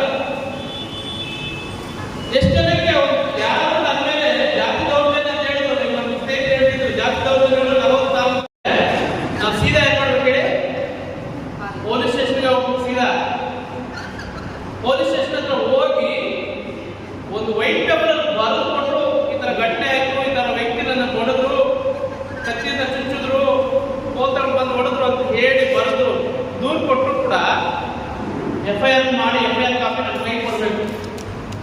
ಆದ್ರೆ ಪೊಲೀಸರು ನಾವು ದೂರ ಬಂದಿರ್ತೀವಲ್ಲ, ಯಾವ ವ್ಯಕ್ತಿ ನಮ್ಮನ್ನು ಹೊಡೆದ ಅಂತ, ಆ ವ್ಯಕ್ತಿ ನಾವು ಕಂಪ್ಲೇಂಟ್ ಬರೆದು ಅವ್ರು ಕೊಟ್ಟು FIR ಆಗೋದು ಮುಂಚೆ ಅವ್ರು ಫೋನ್ ಮಾಡಿ ಕರೆಸಿ ನಮ್ಮ ಮೇಲೆ FIR ಹಾಕ್ಸಿರ್ತಾರೆ.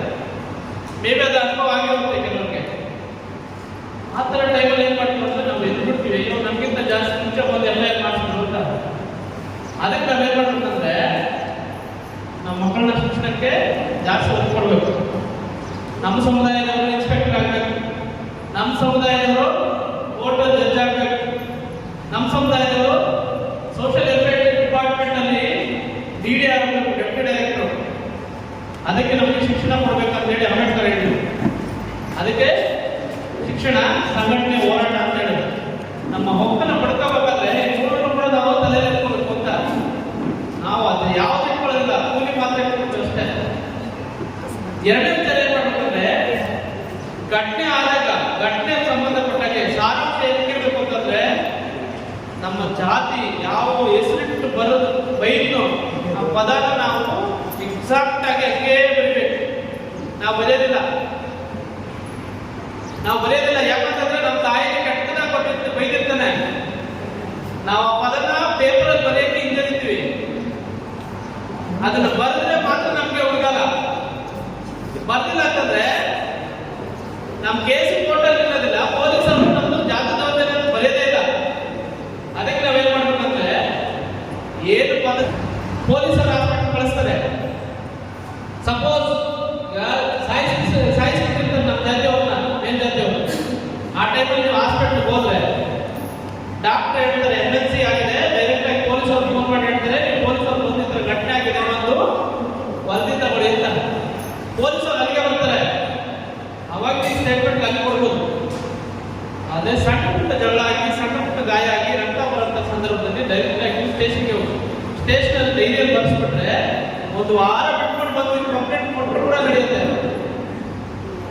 ಅದರಲ್ಲಿ FIR ಅಲ್ಲಿ ಯಾವ್ದಾದ್ರು ನಿಮ್ಮ ಹತ್ರ ಕಾಪಿ ಇಲ್ಲ ಅಂತಂದ್ರೆ ಆನ್ಲೈನ್ ಸಿಗುತ್ತೆ. FIR ಅಲ್ಲಿ ಒಂದು 3ನೇ ಕಾಲಮ್ ಬಂದಿದೆ, 3ನೇದು ನಂಬರ್ 3 ಕಾಲಮ್ ಅಲ್ಲಿ ಯಾಕೆ ತಡವಾಗಿ ಬಂದು ಕಂಪ್ಲೇಂಟ್ ಕೊಡ್ತಿದ್ಯಾ ಅಂತ.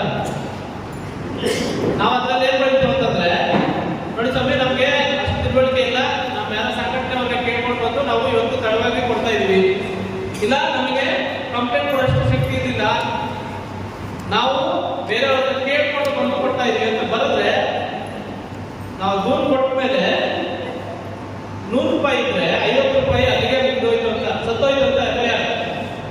ಇನ್ನು FIR ಅಲ್ಲಿ 50% ಇದೆಯಲ್ಲ, ಅದು ಇನ್ವೆಸ್ಟಿಗೇಷನ್ ಅಲ್ಲಿ ಪೊಲೀಸರು ಮಾಡೋ ಅಡೆತಡೆಗಳಿಂದ ಅದೇ ಹೋಗ್ಬಿಡುತ್ತೆ. ಕೋರ್ಟ್ಗೆ ಹೋಗೋಷ್ಟು ಬಿ ರಿಪೋರ್ಟ್ ಅಂತ ಕೇಳಿದ್ರ, ಬಿ ರಿಪೋರ್ಟ್ ಅಂತಂದ್ರೆ ಪೊಲೀಸರು ಇನ್ವೆಸ್ಟಿಗೇಷನ್ ಮಾಡಿ ಬಿ ರಿಪೋರ್ಟ್ ರಾಜಿ ಮಾಡ್ಬಿಡ್ತೀವಿ.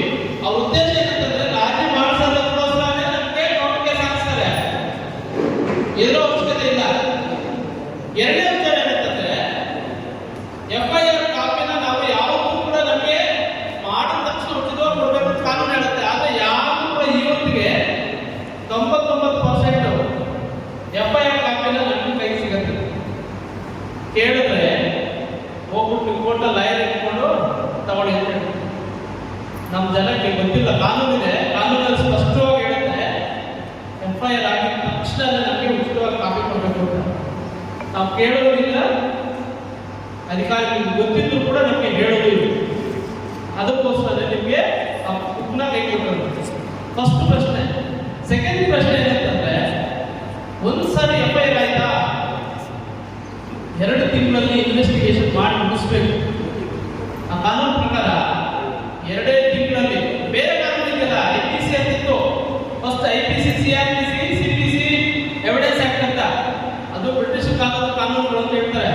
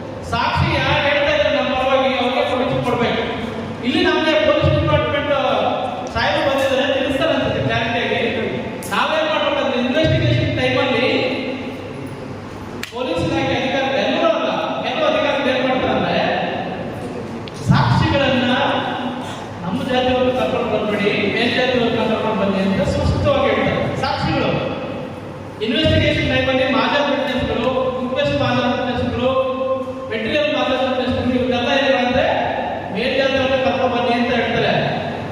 ನಾವೇನ್ ಮಾಡ್ತೀವಿ? ಪ್ರತಿಯೊಬ್ಬ ಮನುಷ್ಯನಿಗೆ ಪ್ರತಿಯೊಂದು ವಿಚಾರದ ಬಗ್ಗೆ ಅರಿವು ಇರಲೇಬೇಕು.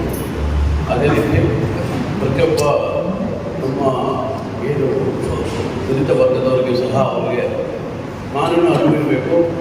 ಮತ್ತು ಮುಂದೆ ಏನಾಗಬೇಕು ಅನ್ನೋದ್ರ ಬಗ್ಗೆ ಸ್ಪಷ್ಟವಾದ ಅವರಿಗೆ ದಿಕ್ಸೂಚಿಯನ್ನು ಹೊಂದಿರಬೇಕಾಗುತ್ತೆ.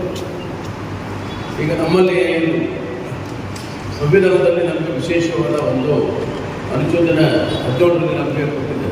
ಎಲ್ಲರಿಗೂ ಎಸ್ಪೆಷಲಿ ನಮಗೆ ಏನು ಅನುಸೂಚಿತ ವರ್ಗದವರು ದಲಿತರಿಗೆಲ್ಲ ಸಮಾನ ಕೊಡಬೇಕು ಅಂತ ಹೇಳಿ ವಿಶೇಷವಾಗಿ ಮಾಡಿದೆ. ಅದರಲ್ಲಿ ನಮಗೆ ಏನಾಗಿದೆ ಅಂತಂದರೆ ನಮಗೆ ಕಾನೂನು ಸಪ್ರೇಟಾಗಿ ಒಂದು ಕಾನೂನು ಮಾಡಿದೆ ನಮ್ಮಲ್ಲಿ, ಪ್ರಿವೆನ್ಷನ್ ಆಫ್ ಅಟ್ರಾಸಿಟೀಸ್ ಆ್ಯಕ್ಟ್. ಇದರಲ್ಲಿ ನಮಗೆ ಸಮಾಜದಲ್ಲಿ ಸಮಾನತೆ ಕೊಡದಿದ್ದರೆ ಯಾವ ರೀತಿ ಅವ್ರ ಮೇಲೆ ಕಾನೂನನ್ನು ತೆಗೆದುಕೊಳ್ಬೇಕು ಅನ್ನೋದನ್ನು ಲಿಖಿತವಾಗಿ ಸರಿಯಾಗಿ ಕೊಟ್ಟಿದೆ. ಮತ್ತು ದಲಿತರ ಮೇಲೆ ಆಗಿರುವ ದೌರ್ಜನ್ಯದ ಬಗ್ಗೆ ಸ್ಪಷ್ಟವಾಗಿ ನಿರ್ದೇಶನಗಳು ಕೊಟ್ಟಿದೆ. ಜೊತೆಗೆ ದಂಡನೆಯನ್ನು ಸಹ ವಿಧಿಸಿದೆ. ಅದೇ ರೀತಿ ಅಧಿಕಾರಿಗಳಿಗೆ ಅಂದರೆ ಪೊಲೀಸರು ಇಲ್ಲ ಅಧಿಕಾರಿಗಳಿಗೆ ಯಾವ ಕೆಲಸ ಮಾಡಬೇಕು ಅನ್ನೋದು ಸಹ ಅದರಲ್ಲಿ ನಿರ್ದೇಶನವನ್ನು ನೀಡಿದೆ. ನಮ್ಮ ಪೊಲೀಸ್ ಇಲಾಖೆಗೆ ಸಂಬಂಧಪಟ್ಟಂಗೆ ಅಂದರೆ ಅವರು ಕಂಪ್ಲೇಂಟ್ ಕುರಿತ ತಕ್ಷಣ ಫಿಡ್ಬ್ಯಾಕ್ ಮಾಡಬೇಕು. ಅದನ್ನು DSP ಕೆಳಗಿಂತ ವರ್ಗದ ಅಧಿಕಾರಿನ ತನಿಖೆ ಮಾಡೋದಿಲ್ಲ, DSP ಮಾಡಬೇಕಾಗುತ್ತೆ, ಮೇಲ್ಪಟ್ಟ ಅಧಿಕಾರಿನೇ ಮಾಡಬೇಕಾಗುತ್ತೆ. ಮತ್ತು ಅದರಲ್ಲೂ ನಿಯಮ ಇದೆ, 60 ದಿನದಲ್ಲಿ ಅದನ್ನು ಕೋರ್ಟ್ಗೆ ಚಾರ್ಜ್ ಶೀಟ್ ಹಾಕಬೇಕಂತಿದೆ. ಅದರಲ್ಲಿ ನಾವು ಅದೇ ರೀತಿ ನಾವು 60 ಡೇಸ್ಗೆ ನಾವು ಚಾರ್ಜ್ ಶೀಟ್ ಈಗ ಆಗ್ತದೆ. ಯಾವುದೇ ಕಾರಣಕ್ಕೂ ನಾವು ಆಗ್ತಾ ಇಲ್ಲ. ಅದಾದಮೇಲೆ ಪರಿಹಾರಕ್ಕೆ, ಯಾಕಂದರೆ ನಿಮಗೆ ದೌರ್ಜನ್ಯ ಆಗಿದ ತಕ್ಷಣ FIR ಆಗಿದ ತಕ್ಷಣ ಪರಿಹಾರಕ್ಕೆ ನಾವು ಕಳಿಸ್ಕೊಡ್ಬೇಕಾಗುತ್ತೆ. ಅದನ್ನು ವಿದಿನ್ 7 ಡೇಸ್ ನಾವು ಸೋಷಿಯಲ್ ವೆಲ್ಫೇರ್ ಆಫೀಸ್ಗೆ ನಾವು ಲೆಟ್ರ್ ಬರೆದು FIR ಮತ್ತು ಕಂಟೆಂಟ್ ಎಲ್ಲ ಹಾಕಿ ಮಾಜರೆಲ್ಲ ಎಲ್ಲ ಲಗತ್ಸಿ ನಾವು ಅದನ್ನು ಕೊಡ್ತೀವಿ, ಪರಿಹಾರ ಕೊಡಬೇಕು. ಆಮೇಲೆ ಚಾರ್ಜ್ ಶೀಟ್ ಹಾಕಿದ್ರು ಸಹಿತ ನಾವು ಅದನ್ನು ಇಂಟಿಮೇಷನ್ ಕೊಡ್ತೀವಿ. ಇವೆಲ್ಲ ಆದಮೇಲೆ ನಿಮಗೆ ತೀರ್ಪು ಬಂದ ಮೇಲೆ ಅದನ್ನು ಇನ್ನು ರಿಮೈನಿಂಗ್ ಅಮೌಂಟ್ನ ನಿಮಗೆ ಬರುತ್ತೆ. ಇದ್ರ ಬಗ್ಗೆ ನಿಮಗೆ ಅರಿವಿರಬೇಕು. ಯಾಕಂದರೆ ನೀವು ಸುಮ್ಮನೆ ದೌರ್ಜನ್ಯ ಹೇಳಿ ಕಂಪ್ಲೇಂಟ್ ಕೊಟ್ಟು FIR ಆಗಿದೆ ಅನ್ನೋದು ಸುಮ್ಮನಿರೋದಲ್ಲ. ನೀವು ಏನು ಬೇಕು ಸರ್ಕಾರದಿಂದ ಏನು ಸೌಲಭ್ಯ ಬರುತ್ತೆ ಅದು ನೀವು ಸ್ವಲ್ಪ ತಿಳ್ಕೊಂಡು ಸೋಷಿಯಲ್ ವೆಲ್ಫೇರ್ ಎಲ್ಲ ನೋಡಿಕೊಂಡ್ರೆ ಗೊತ್ತಾಗುತ್ತೆ ನಿಮಗೆ ಯಾವ ಆಫೀಸ್ಗೆ ಎಷ್ಟೆಷ್ಟು FIR ಸ್ಟೇಜಲ್ಲಿ ಕೂಗ್ತಾರೆ, ಚಾರ್ಜ್ ಶೀಟ್ ಸ್ಟೇಜಲ್ಲಿ ಕೂಗ್ತಾರೆ, ಮತ್ತು ಟ್ರಯಲ್ ಎಲ್ಲ ಮುಗಿದಾದ್ಮೇಲೆ ಅದುವಾಗ ಏನು ಕೊಡಬೇಕು ಅನ್ನೋದನ್ನು ಅದರಲ್ಲಿ ಲಿಸ್ಟ್ ಇದೆ. ಅದ್ರ ಪ್ರಕಾರ ನೀವು ಆರ್ಥಿಕ ಸೌಲಭ್ಯವನ್ನು ಪಡ್ಕೊಳ್ಳೋದು ಅಷ್ಟು ಮುಖ್ಯವಾಗಿದೆ. ನಮ್ಮ ಪೊಲೀಸ್ ಇಲಾಖೆಯಿಂದ ತನಿಖಾಧಿಕಾರಿಗಳಿದ್ದಾರೆ, ನಾವು ಕಾಲಕ್ಕೆ ಅದನ್ನೆಲ್ಲ ನಾವು ಮಾಡ್ತಾ ಇದ್ದೀವಿ. ಅಕಸ್ಮಾತ್ ಏನಾದರೂ ಬೇರೆ ಡೌಟ್ ಇದ್ದರೆ ಯಾವುದೇ ಒಂದು DSP ಆಫೀಸ್ಗೆ ಹೋದರೆ ಅವರಲ್ಲಿ ಹೇಳ್ತಾರೆ. ಅಲ್ಲಿ ಅಕಸ್ಮಾತ್ ನಿಮಗೆ ಅಲ್ಲಿ ಸೋಷಿಯಲ್ ವೆಲ್ಫೇರಲ್ಲಿ ಏನು ನಿಮಗೆ ಡಾಕ್ಯುಮೆಂಟ್ ಇಲ್ಲ ಅಂದರೆ ನಾವು ಕಳಿಸ್ಕೊಟ್ಟು ಡಾಕ್ಯುಮೆಂಟ್ ಒಂದು ಪ್ರತಿನ ನಿಮಗೆ ಕೊಡ್ತೀವಿ. ಅದ್ರ ಬಗ್ಗೆ ಯಾವುದೇ ಅನುಮಾನ ಬೇಡ. ನಮ್ಮ ಜಿಲ್ಲೆಯಲ್ಲಿ ಇರ್ತಕ್ಕಂಥ ನಮ್ಮ 3 ಜನ DSP ಇದ್ದೀವಿ. ನಾವು 3 ಜನ DSP ಸಹಿತ ನಮ್ಮ ಆಫೀಸಲ್ಲಿ ಅದನ್ನು ಚಾರ್ಜ್ ತಪ್ಪದೆ ನಾವು ಮಾಡ್ತಾ ಇದ್ದೀವಿ. ಅದೇ ರೀತಿ ನಾವು ಪ್ರತಿಯೊಬ್ಬರು ನಾವು ಮಾತಾಡ್ಬಿಟ್ಟು ಅವ್ರಿಗೆ ಸೌಲಭ್ಯ ಕೊಡಿ ಮತ್ತು ಅವ್ರಿಗೆ ಹಣ ಬಿಡುಗಡೆ ಮಾಡಿ ಅಂತ ನಾವು ನಾವು ಆಗಾಗ ಮಾತಾಡ್ತಾ ಇರ್ತೀವಿ. ನಮ್ಮಲ್ಲೂ ಸಹ ಇಂಟರ್ನಲ್ ಆಗಿ ಎವ್ರಿ 15 ಡೇಸ್ ನಮ್ಮ SP ನೇತೃತ್ವದಲ್ಲಿ ಮೀಟಿಂಗ್ ನಡೆಯುತ್ತೆ. ಅದರಲ್ಲಿ ನಾವೆಲ್ಲ ಡಿಸ್ಕಷನ್ ಆಗುತ್ತೆ. ಅದಕ್ಕೆ ನಾವು ಏನು ಮಾಡಿದ್ವಿ ತನಿಖೆ ಅಂತ ಏನಿದೆ ಮತ್ತು ಅವರಿಗೆ ಇದಕ್ಕೆ ಆರ್ಥಿಕ ಸೌಲಭ್ಯ ಕೊಡೋದಕ್ಕೆ ನಾವು ಏನೇನು ಡಾಕ್ಯುಮೆಂಟ್ ಕೊಟ್ಕೊಳ್ಸಿದ್ವಿ ಅಂತೆಲ್ಲ ನಮ್ಮ ಡಿಸ್ಕಸ್ ಆಗುತ್ತೆ. ಯಾಕಂದರೆ ನಾವೆಲ್ಲ 7 ಡೇಸಲ್ಲೆಲ್ಲ ನಾವು ಮಾಡ್ತೀವಿ. ಅದು ಯಾವ್ದಾದ್ರು ಡೌಟ್ ಇದ್ದರೆ ದಯವಿಟ್ಟು ಬಂದು ಕನ್ಸಲ್ಟ್ DSP ಆಫೀಸರ್ ಬಂದು ಕೇಳಿದ್ರೆ ಕೊಡ್ತಾರೆ, ಯಾರಿಲ್ಲ ಅನ್ನಲ್ಲ. ಅದನ್ನು ನೋಡ್ಕೊಂಡು ನೀವು ಸೌಲಭ್ಯ ಕೊಡ್ಬೇಕು. ಯಾಕಂದರೆ ನೀವು ಸರ್ಕಾರದಿಂದ ಇರ್ತಕ್ಕಂಥ ಕೊಡುವ ಸೌಲಭ್ಯ ನೀವು ತಗೊಂಡಿಲ್ಲ ಅಂದರೆ ಅದು ಮೇಲೆ ಅನ್ಯಾಯ ಆಗುತ್ತೆ. ನೀವು ಅದನ್ನ ತೊಂದರೆ ಇಲ್ಲಲ್ವಾ, ಈ ಟೈಮಲ್ಲಿ ನಿಮ್ಗೆ ಸಿಕ್ಕಿಲ್ಲ ಅಂದರೆ ಪ್ರಯೋಜನ ಆಗಲ್ಲ. ಸೊ ಹಾಗಾಗಿ ಅದ್ರ ಬಗ್ಗೆ ಸ್ವಲ್ಪ ಗಮನ ಹರಿಸ್ಕೊಳ್ಳಿ. ಆಮೇಲೆ ಇನ್ನೊಂದು ನಿಮಗೆ ತುಂಬ ತಿಳಿಯಬೇಕಂತಂದರೆ ಯುವಕರಿಗೆ ಏನೇನು ಸೌಲಭ್ಯ ಸರ್ಕಾರದ ಸೌಲಭ್ಯ ಬರುತ್ತೆ ಅನ್ನೋದನ್ನು ದಯವಿಟ್ಟು ತಿಳ್ಕೊಳ್ಳಿ. ಯಾಕಂದರೆ ಅದನ್ನು ಒಂದು ಕಾರ್ಯಕ್ರಮದಲ್ಲಿ ಹೇಳಬೇಕಾಗಿದೆ. ಯಾಕಂದರೆ ಯುವಕರಿಗೆ ಮುಂದಕ್ಕೆ ಫ್ಯೂಚರ್ ಏನಿದೆ ಅದು ಗೊತ್ತಾಗಬೇಕು. ಸರ್ಕಾರದಿಂದ ಸೌಲಭ್ಯಗಳಿದೆ. ಖಾಲಿ ಓದಬೇಕಂತಲ್ಲ, ಬಿಸ್ನೆಸ್ ಮಾಡೋಕ್ಕೂ ಅನುಕೂಲ ಇದೆ. ಏನೋ ಕೃಷಿ ಮಾಡಬೇಕು ಅದಕ್ಕೂ ಅನುಕೂಲ ಇದೆ. ಮೀನುಗಾರಿಕೆ ಮಾಡಬೇಕಾ ಅದಕ್ಕೂ ಇದೆ. ಮತ್ತು ನಿಮಗೆ ಎಕ್ಸ್ಪೋಜರ್ ಮುಂದಕ್ಕೆ ಖಾಲಿ ಎಲ್ಲರೂ ಸರ್ಕಾರಿ ನೌಕರಿ ಎಲ್ಲರಿಗೂ ಸಿಗುತ್ತಂತಲ್ಲ, ಕೆಲವರು ಬಿಸ್ನೆಸ್ ಮಾಡಬೇಕಾಗುತ್ತೆ, ರೈತರಿಗೆ ಜೀವನ ಮಾಡಬೇಕಾಗುತ್ತೆ. ಮತ್ತು ನೀವು ಪಾಲಿ ಹೌಸಸ್ ಮಾಡೋದಾಗಲಿ ಇವೆಲ್ಲ ತುಂಬ ಸೆಕ್ಟರ್ಸಲ್ಲಿ ವಿಶೇಷವಾಗಿ ಅದರಲ್ಲಿ ನಿಮಗೆ ಸಬ್ಸಿಡಿ ತುಂಬ ಸಿಗುತ್ತೆ. ಇದ್ರ ಬಗ್ಗೆ ಸ್ವಲ್ಪ ನೆಕ್ಸ್ಟ್ ಕಾರ್ಯಾಗಾರದಲ್ಲಿ ಕೆಟ್ಟಂತೆ ಸ್ವಲ್ಪ ಯುವಕರಿಗೆ ಸ್ವಲ್ಪ ಅರಿವು ಮೂಡಿಸಿ. ಯಾಕಂದರೆ ಎಲ್ಲರೂ ಸರ್ಕಾರಿ ನೌಕರಿ ಹೋಗ್ಬೇಕು ಕಷ್ಟ. ಹಾಗಾಗಿ ಸಬ್ಸಿಡಿ ಸಿಗುತ್ತೆ ತುಂಬ ಜಾಸ್ತಿ, 80% ಕೆಲವೊಂದು ಸ್ಕೀಮ್ಸಲ್ಲಿ ಸಬ್ಸಿಡಿ ಸಿಗುತ್ತೆ. ಸೊ ಯಾರಿಗೂ ಸಿಗೋದಿಲ್ಲ, ಅದನ್ನು ಉಪಯೋಗ ಮಾಡಿಕೊಳ್ಳಿ. ಯಾಕಂದರೆ ಸರ್ಕಾರದ ಉದ್ದೇಶ ಇದನ್ನು ಆರ್ಥಿಕವಾಗಿ ಸಬಲೀಕರಣ ಮಾಡೋಕ್ಕೆ ಪ್ರಯತ್ನ ಮಾಡ್ತದೆ. ಈಗ ಆಲ್ರೆಡಿ ವಿದ್ಯಾಭ್ಯಾಸ ಆಗ್ತಾ ಇದೆ, ಎಲ್ಲರೂ ಕಲಿತಾ ಇದ್ದಾರೆ. ವಿದ್ಯಾಭ್ಯಾಸದಲ್ಲಿ ಅದಕ್ಕೂ ಏನು ಕೊರತೆ ಮಾಡಿಲ್ಲ. ಹಾಸ್ಟೆಲ್ಸ್ ಸಪ್ರೇಟ್ ಹಾಸ್ಟೆಲ್ಸ್ ಮಾಡಿದ್ದಾರೆ. ಯಾಕಂದರೆ ವಿದ್ಯಾರ್ಥಿಗಳಿಗೆ ತೊಂದರೆ ಆಗೋದಿಲ್ಲ. ಈಗ ಹಾಸ್ಟೆಲ್ಸ್ ತುಂಬ ಚೆನ್ನಾಗಿದೆ. ಕೆಲವೊಂದು ಹಾಸ್ಟೆಲ್ಸ್ಗಳನ್ನ ವಿಸಿಟ್ ಮಾಡಿದ್ದೀನಿ. ಅದು ಕೊಡ್ತಕ್ಕಂಥ ಊಟ ಮತ್ತು ವ್ಯವಸ್ಥೆ ಸಹ ಚೆನ್ನಾಗಿದೆ. ಈ ರೀತಿ ನೀವು ಯುವಕರಿಗೆ ಎಸ್ಪೆಷಲಿ ಎರಡು ಸೇರಿ ಒಂದು ಓದ್ತಕ್ಕಂಥ ವಿದ್ಯಾರ್ಥಿಗಳಿಗೆ ಏನೇನು ಓದ್ಬೋದು, ಯಾವ್ಯಾವ ಕೋರ್ಸ್ ಓದ್ಬೋದು, ಯಾವ್ಯಾವ ಕೋರ್ಸ್ ದುಡ್ಡು ಆರ್ಥಿಕವಾಗಿ ನಿಮಗೆ ಏನೇನು ಸೌಲಭ್ಯ ಸಿಗುತ್ತೆ, ನಿಮಗೆ ಎಲ್ಲ ನಿಮಗೆ ಆರ್ಥಿಕವಾಗಿ ಸರ್ಕಾರ ನಿಮಗೆ ಸಹಾಯ ಮಾಡುತ್ತೆ. ಅದು ಒಂದು ಕ್ಲೀನಾಗಿ ಗೊತ್ತಾಗಬೇಕು. ಯಾಕಂದರೆ ಅವರು ಆ ಹುಡುಗಿಗೆ ಎಕ್ಸ್ಪೋಜರ್ ಬರಬೇಕು, ಓದಬೇಕು. ಕೆಲವರೆಲ್ಲ ಏನು ಮಾಡ್ತಾರೆ ಅಂತ ತಿಳ್ಕೊಳ್ಳಲ್ಲ, ಇಲ್ಲಪ್ಪ ನಾವು ಯಾವ ಕೆಲಸ ಮಾಡೋದು ಅಂತ. ಆ ಥರ ಅವ್ರಿಗೆಲ್ಲ ಹೇಳ್ಕೊಡ್ಬೇಕು. ಅದೊಂದು ಕಾರ್ಯಾಗಾರ ಮಾಡಿ ಯಂಗ್ಸ್ಟರ್ಸ್ಗೆ ನಾವು ಅವ್ರನ್ನ ತಿಳಿಸ್ಬೇಕು. ಅದಾದಮೇಲೆ ಓದಾದ್ಮೇಲೆ ಉದ್ಯೋಗ ಮಾಡಬೇಕಲ್ವ. ಆ ಉದ್ಯೋಗ ಯಾವುದಾದ್ರು ಬಿಸ್ನೆಸ್ಸನ್ನು ಮಾಡಲಿ, ಕೃಷಿ ಮಾಡಲಿ, ಫಿಶರಿ ಮಾಡಲಿ, ಮತ್ತು ಫ್ಲೋರಿಕಲ್ಚರ್ ಮಾಡ್ಬೋದು. ಎಲ್ಲದಕ್ಕೂ ಇದೆ, ಎಲ್ಲದಕ್ಕೂ ಸಬ್ಸಿಡಿ ಇದೆ. ಅದಕ್ಕಾಗಿ ನೀವು ಅದ್ರ ಬಗ್ಗೆ ಸ್ವಲ್ಪ ಗಮನ ಹರಿಸಿ ಅದನ್ನು ಅರಿವು ಮಾಡಿ ಅದನ್ನು ಉಪಯೋಗ ಪಡ್ಕೊಳ್ಬೇಕು. ಉಪಯೋಗ ಪಡ್ಕೊಂಡು ನಾವು ಸಮಾಜದಲ್ಲಿ ಆರ್ಥಿಕವಾಗಿ ನಾವು ಸಹ ಬೆಳಿಬೇಕಾಗುತ್ತೆ. ಅದಕ್ಕಾಗಿ ಸರ್ಕಾರ ತುಂಬ ಅದಕ್ಕೆ ಒತ್ತನ್ನು ನೀಡಿದೆ. ಅದನ್ನು ನೀವು ಸದುಪಯೋಗ ಪಡ್ಕೊಳ್ಬೇಕು. ಅದಾದಮೇಲೆ ಕೆಲವೊಂದು ನಮ್ಮದೊಂದು ಸಣ್ಣ ವಿಚಾರ ಏನಂದರೆ, ಕೆಲವರೆಲ್ಲ ಈ ಒಂದು ನಮ್ಮ ದಲಿತ ಸಮುದಾಯನ ಸ್ವಲ್ಪ ಮಿಸ್ಯೂಸ್ ಮಾಡ್ಕೊತಾರೆ. ಸೊ ಅದರಿಂದ ದಯವಿಟ್ಟು ಸ್ವಲ್ಪ ನೀವು ನಿಮ್ಮ ಅರಿವು ಇಟ್ಕೊಂಡು ಸ್ವಲ್ಪ ದೂರ ಇದೆ. ಯಾಕಂದರೆ ಕೆಲವರಿಗೆ ಏನಾಗುತ್ತೆ ಅಂದರೆ ಖಾಲಿ ಮಿಸ್ಯೂಸ್ ಮಾಡ್ಕೊತಾರೆ ಅಷ್ಟೇ, ನೀವು ಸಹಾಯ ಮಾಡೋಲ್ಲ. ಸೊ ನಮ್ಮಲ್ಲೇ ಯಾಕಂದರೆ ನಾವು ಪೊಲೀಸ್ ಆಫೀಸರಾಗಿ ನಿಮ್ಗೆ ಹೇಳ್ತಾ ಇದ್ದೇನೆ, ನಾವು ಕಾನೂನು ಸುವ್ಯವಸ್ಥೆಯನ್ನು ನಾವು ಸರಿಪಡಿಸೋದ್ರ ಬಗ್ಗೆ ನೋಡಬೇಕಾದಾಗ ಕೆಲವೊಂದು ಇನ್ನೊಂದು ಈ ಥರ ವಿಷಯಗಳು ನಮಗೆ ಬಂದಿದೆ. ನಾವು ಸ್ವಲ್ಪ ಅದನ್ನು ಗಮನ ಹರಿಸಿದ್ದೀವಿ. ಸೊ ನಿಮ್ಮಲ್ಲಿ ಒಂದು ಮನವಿ, ಯಾಕಂದರೆ ನಿಮಗೆ ನಿಮ್ಮೊಂದು ದೌರ್ಜನ್ಯ ಆಗಿ ನಿಮ್ಗೆ ಆಗಿದ್ರೆ ನೋ ಪ್ರಾಬ್ಲಮ್, ಅದು ನೀವು ಮಾಡಿ.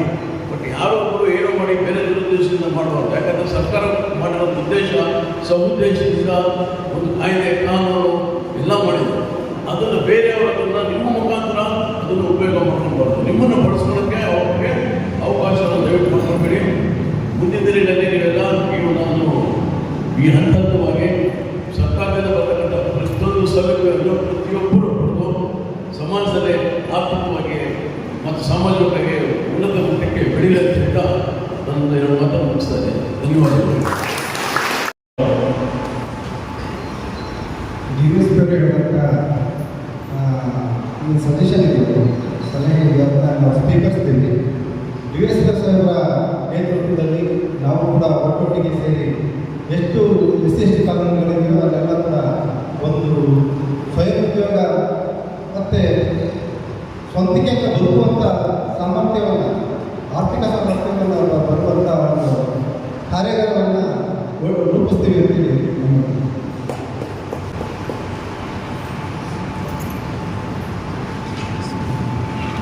ಇವತ್ತು ಏನು ಅಟ್ರಾಸಿಟಿ ಆ್ಯಕ್ಟ್ ಇದೆ ಅದ್ರ ಬಗ್ಗೆ ಯಾವ ರೀತಿ ಕಂಪ್ಲೇಂಟ್ ಕೊಡಬೇಕು ಮತ್ತು ಯಾವ ರೀತಿ FIRಗಳನ್ನ ಮಾಡಬೇಕು, ಆ್ಯಕ್ಟ್ ಬಗ್ಗೆ ನಿಮಗೆ ನಮ್ಮ ನರಸಿಂಹಪ್ಪ ಸರ್ ಅವರು ಆ್ಯಕ್ಚುಲಿ ಸುಪ್ರೀಂ ಕೋರ್ಟಲ್ಲಿ ಡೈರೆಕ್ಟರ್ ಕೂಡ ಆಗಿದ್ದಾರೆ.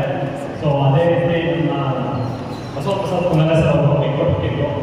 ಇವ್ರು ಇಷ್ಟೆಲ್ಲ ಮಾಹಿತಿ ನಿಮಗೆ ಯಾಕೆ ನೀಡ್ತಿದ್ದಾರೆ ಅಂತ ಹೇಳಿದ್ರೆ, ಸೊ ಅವರಿಗೆ ಯಾವುದೋ ಒಂದು ಹಣ ಮಾಡೋ ಉದ್ದೇಶ ಇರಬೇಕು ಅಥವಾ ಬೇರೆ ಒಂದು ಉದ್ದೇಶ ಇದ್ದಿದ್ರೆ ನಿಮಗೆ ಅಷ್ಟು ದೂರದಿಂದ ಬಂದು ಅಂದರೆ ಸುಪ್ರೀಂ ಕೋರ್ಟ್ ಹೈಕೋರ್ಟ್ ಅಂದರೆ ನಿಮ್ಗೆ ಗೊತ್ತಿರ್ಬೋದು, ಬರೋಕಲ್ಲಿ ಒಂದು ಏನಿಗೆ ಅಟೆಂಡ್ ಮಾಡಿದ್ರೆ ನಿಮಗೆ ಸಾವಿರಾರು ಲಕ್ಷ ರೂಪಾಯಿ ಹಣ ಸಿಗುತ್ತೆ. ಸೊ ಅದನ್ನೆಲ್ಲ ಬಿಟ್ಟು ನಿಮಗೋಸ್ಕರ ಜನರಿಗೆ ಏನೋ ಒಂದು ಮಾಹಿತಿ ನೀಡಬೇಕು, ಜನರಿಗೆ ಏನೋ ಒಂದು ತಿಳಿಸ್ಬೇಕು ನಮ್ಮ ಸಮುದಾಯದ ಬಗ್ಗೆ. ಏನು ಅಟ್ರಾಸಿಟಿ ಆ್ಯಕ್ಟ್ ಅಂದರೆ ಏನು, ಅಟ್ರಾಸಿಟಿ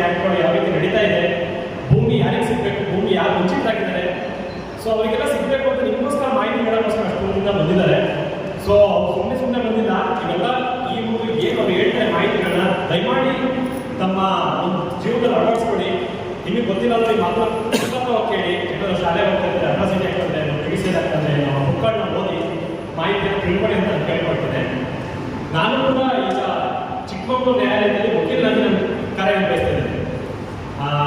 ನಾನು ಈ ಅದೇ ರೀತಿ ನಮ್ಮ ಪರ್ಯಾಯ ಕಾನೂನು ವೇದಿಕೆ ಬೆಂಗಳೂರು ಏನಿದೆ ಅದರಲ್ಲೂ ಕೂಡ ಡಿಸ್ಟಿಕ್ ಲೀಗಲ್ ಅಡ್ವೈಸರ್ ಆಗಿದ್ದೀನಿ. ಈ ಅಟ್ರಾಸಿಟಿ ಕೇಸ್ಗಳ ಬಗ್ಗೆ ಹೇಳಬೇಕು ಅಂದರೆ ಫಸ್ಟ್ ಏನೋ ಒಂದು ಜಾತಿ ದೌರ್ಜನ್ಯ ಪ್ರಕರಣಗಳು ಆಗ್ತವೆ.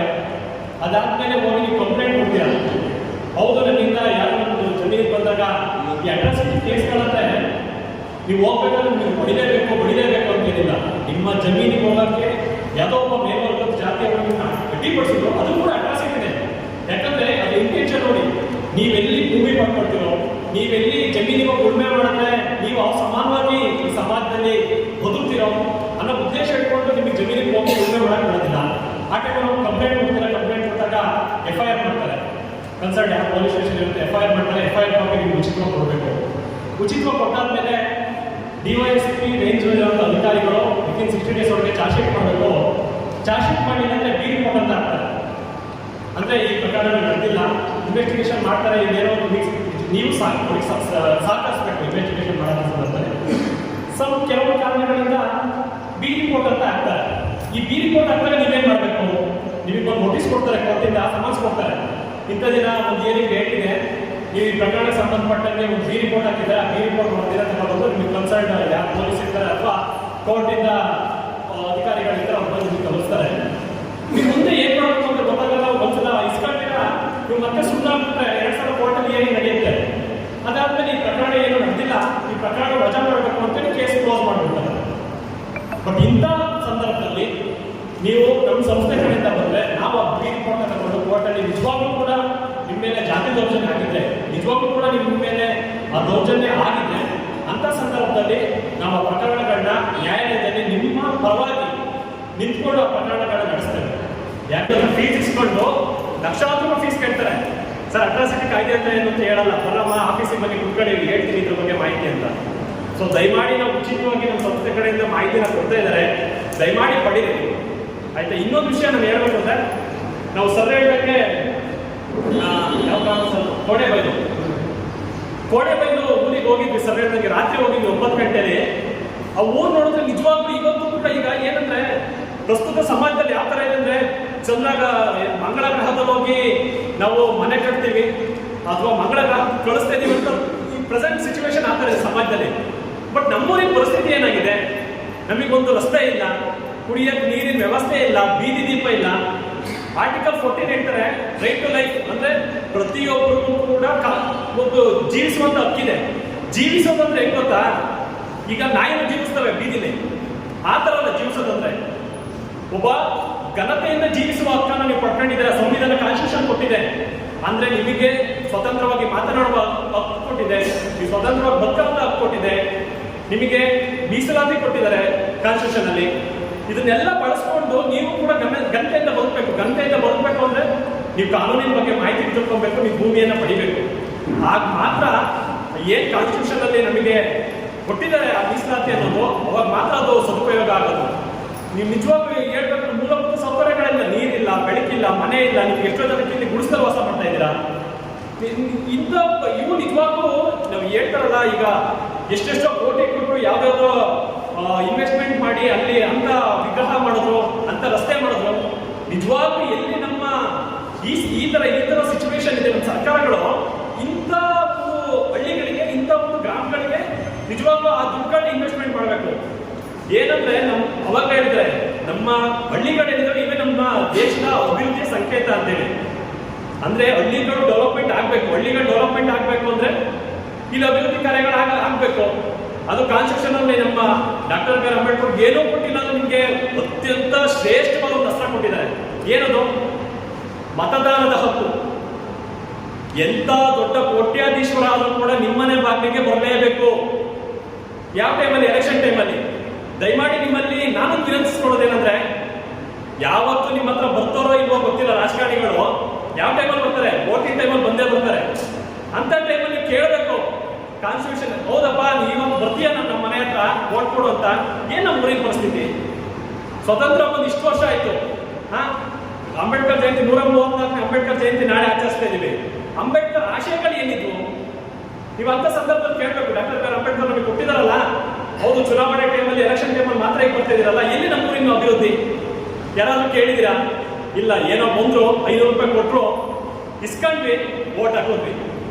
ಯಾವ ತನಕ ನೀವು ಪ್ರಶ್ನೆ ಮಾಡೋದನ್ನ ನೀವು ಕಲಿಯಲ್ಲ, ಯಾವ ತನಕ ನೀವು ಎದುರುತ್ತೀರಾ? ಕಾನ್ಸ್ಟಿಟ್ಯೂಷನ್ ಅಲ್ಲಿ, ಕಾನೂನಲ್ಲಿ ಪ್ರತಿಯೊಬ್ಬರಿಗೂ ಮಾತನಾಡುವ ಹಕ್ಕಿದೆ, ಪ್ರಶ್ನೆ ಮಾಡುವಂತ ಹಕ್ಕಿದೆ. ಯಾರಿಗೂ ನೀವು ಎದುರಬೇಕಾಗಿಲ್ಲ. ನಿಮ್ಮ ಪರವಾಗಿ ನಾವಿದ್ದೀವಿ, ಏನೇ ಸಮಸ್ಯೆ ಬರಲಿ ನಾವಿದ್ದೀವಿ.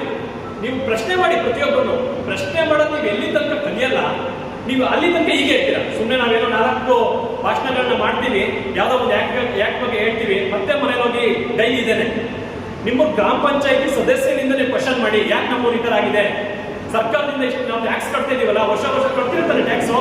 ಮನೆ ಕಂದಾಯ ಕಟ್ತೀರಾ, ನೀರಿನ ಕಂದಾಯ ಕಟ್ತೀರಾ, ಬೀದಿ ದೀಪದ ಕಂದಾಯ ಕಟ್ತೀರಾ? ಇದನ್ನೆಲ್ಲ ಎಲ್ಲಿ ನಮ್ಮೂರಿಗೆ ಎಲ್ಲಿ ಯೂಸ್ ಮಾಡ್ತಾ ಇದ್ದೀರಾ?